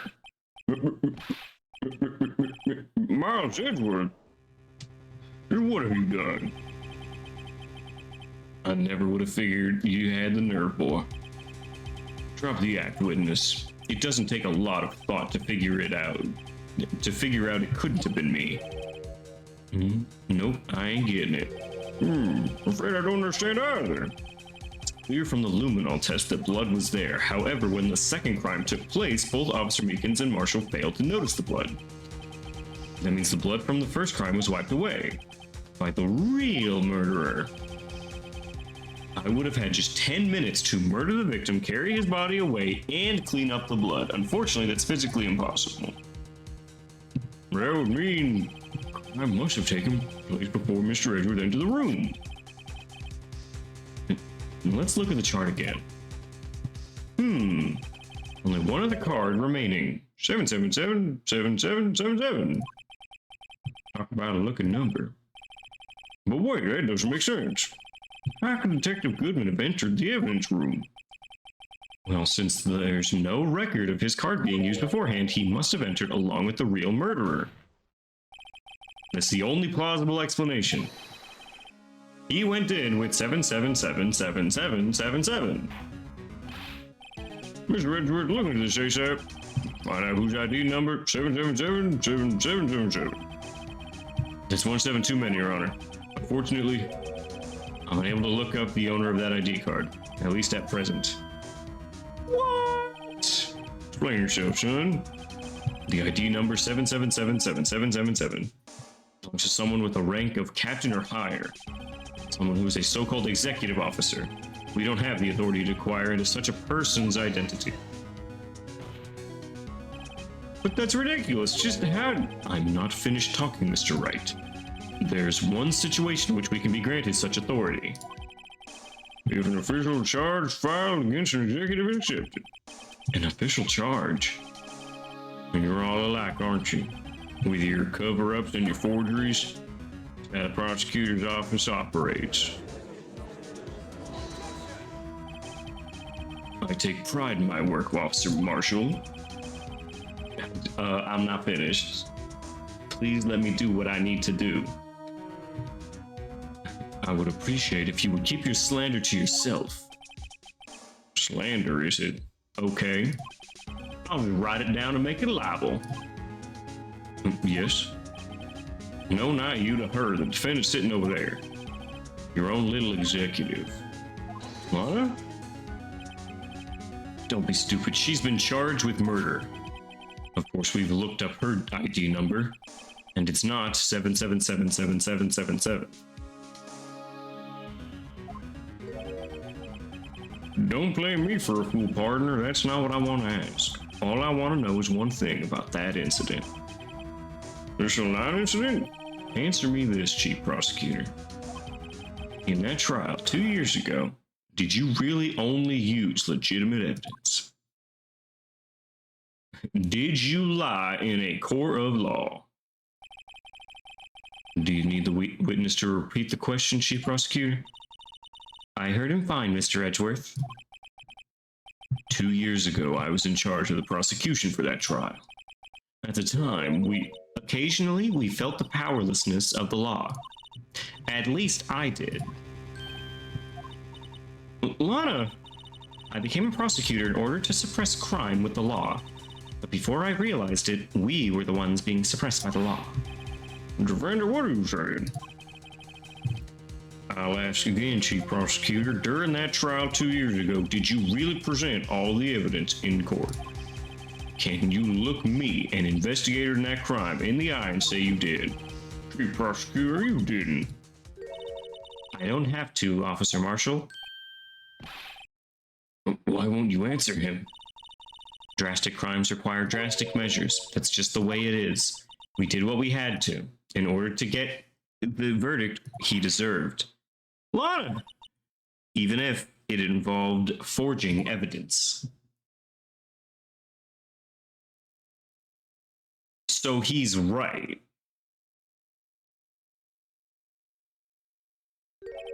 See? That's what I'm talking about.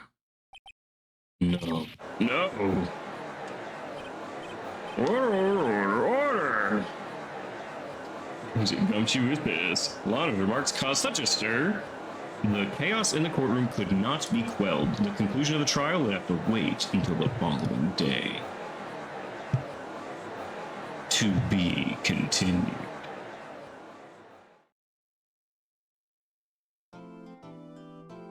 Save our progress. This is probably as good a time as any to go ahead and end our stream for the evening. Fuck, girl, you could have lied to us. I know. Just like, God damn it, girl. Shut up, please. I need to live in a world where you're not a murderer or a forger, please. Time to end stream. Yep, it is time to end stream for the evening. All right, I appreciate everyone for hanging out with me this evening.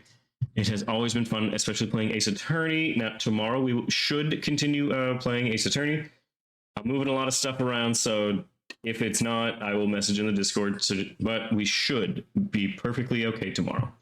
That being said, I appreciate you all for hanging out with me this evening. You've been an amazing chat, and I have been your amazing streamer. I will see you all tomorrow for more Ace Attorney.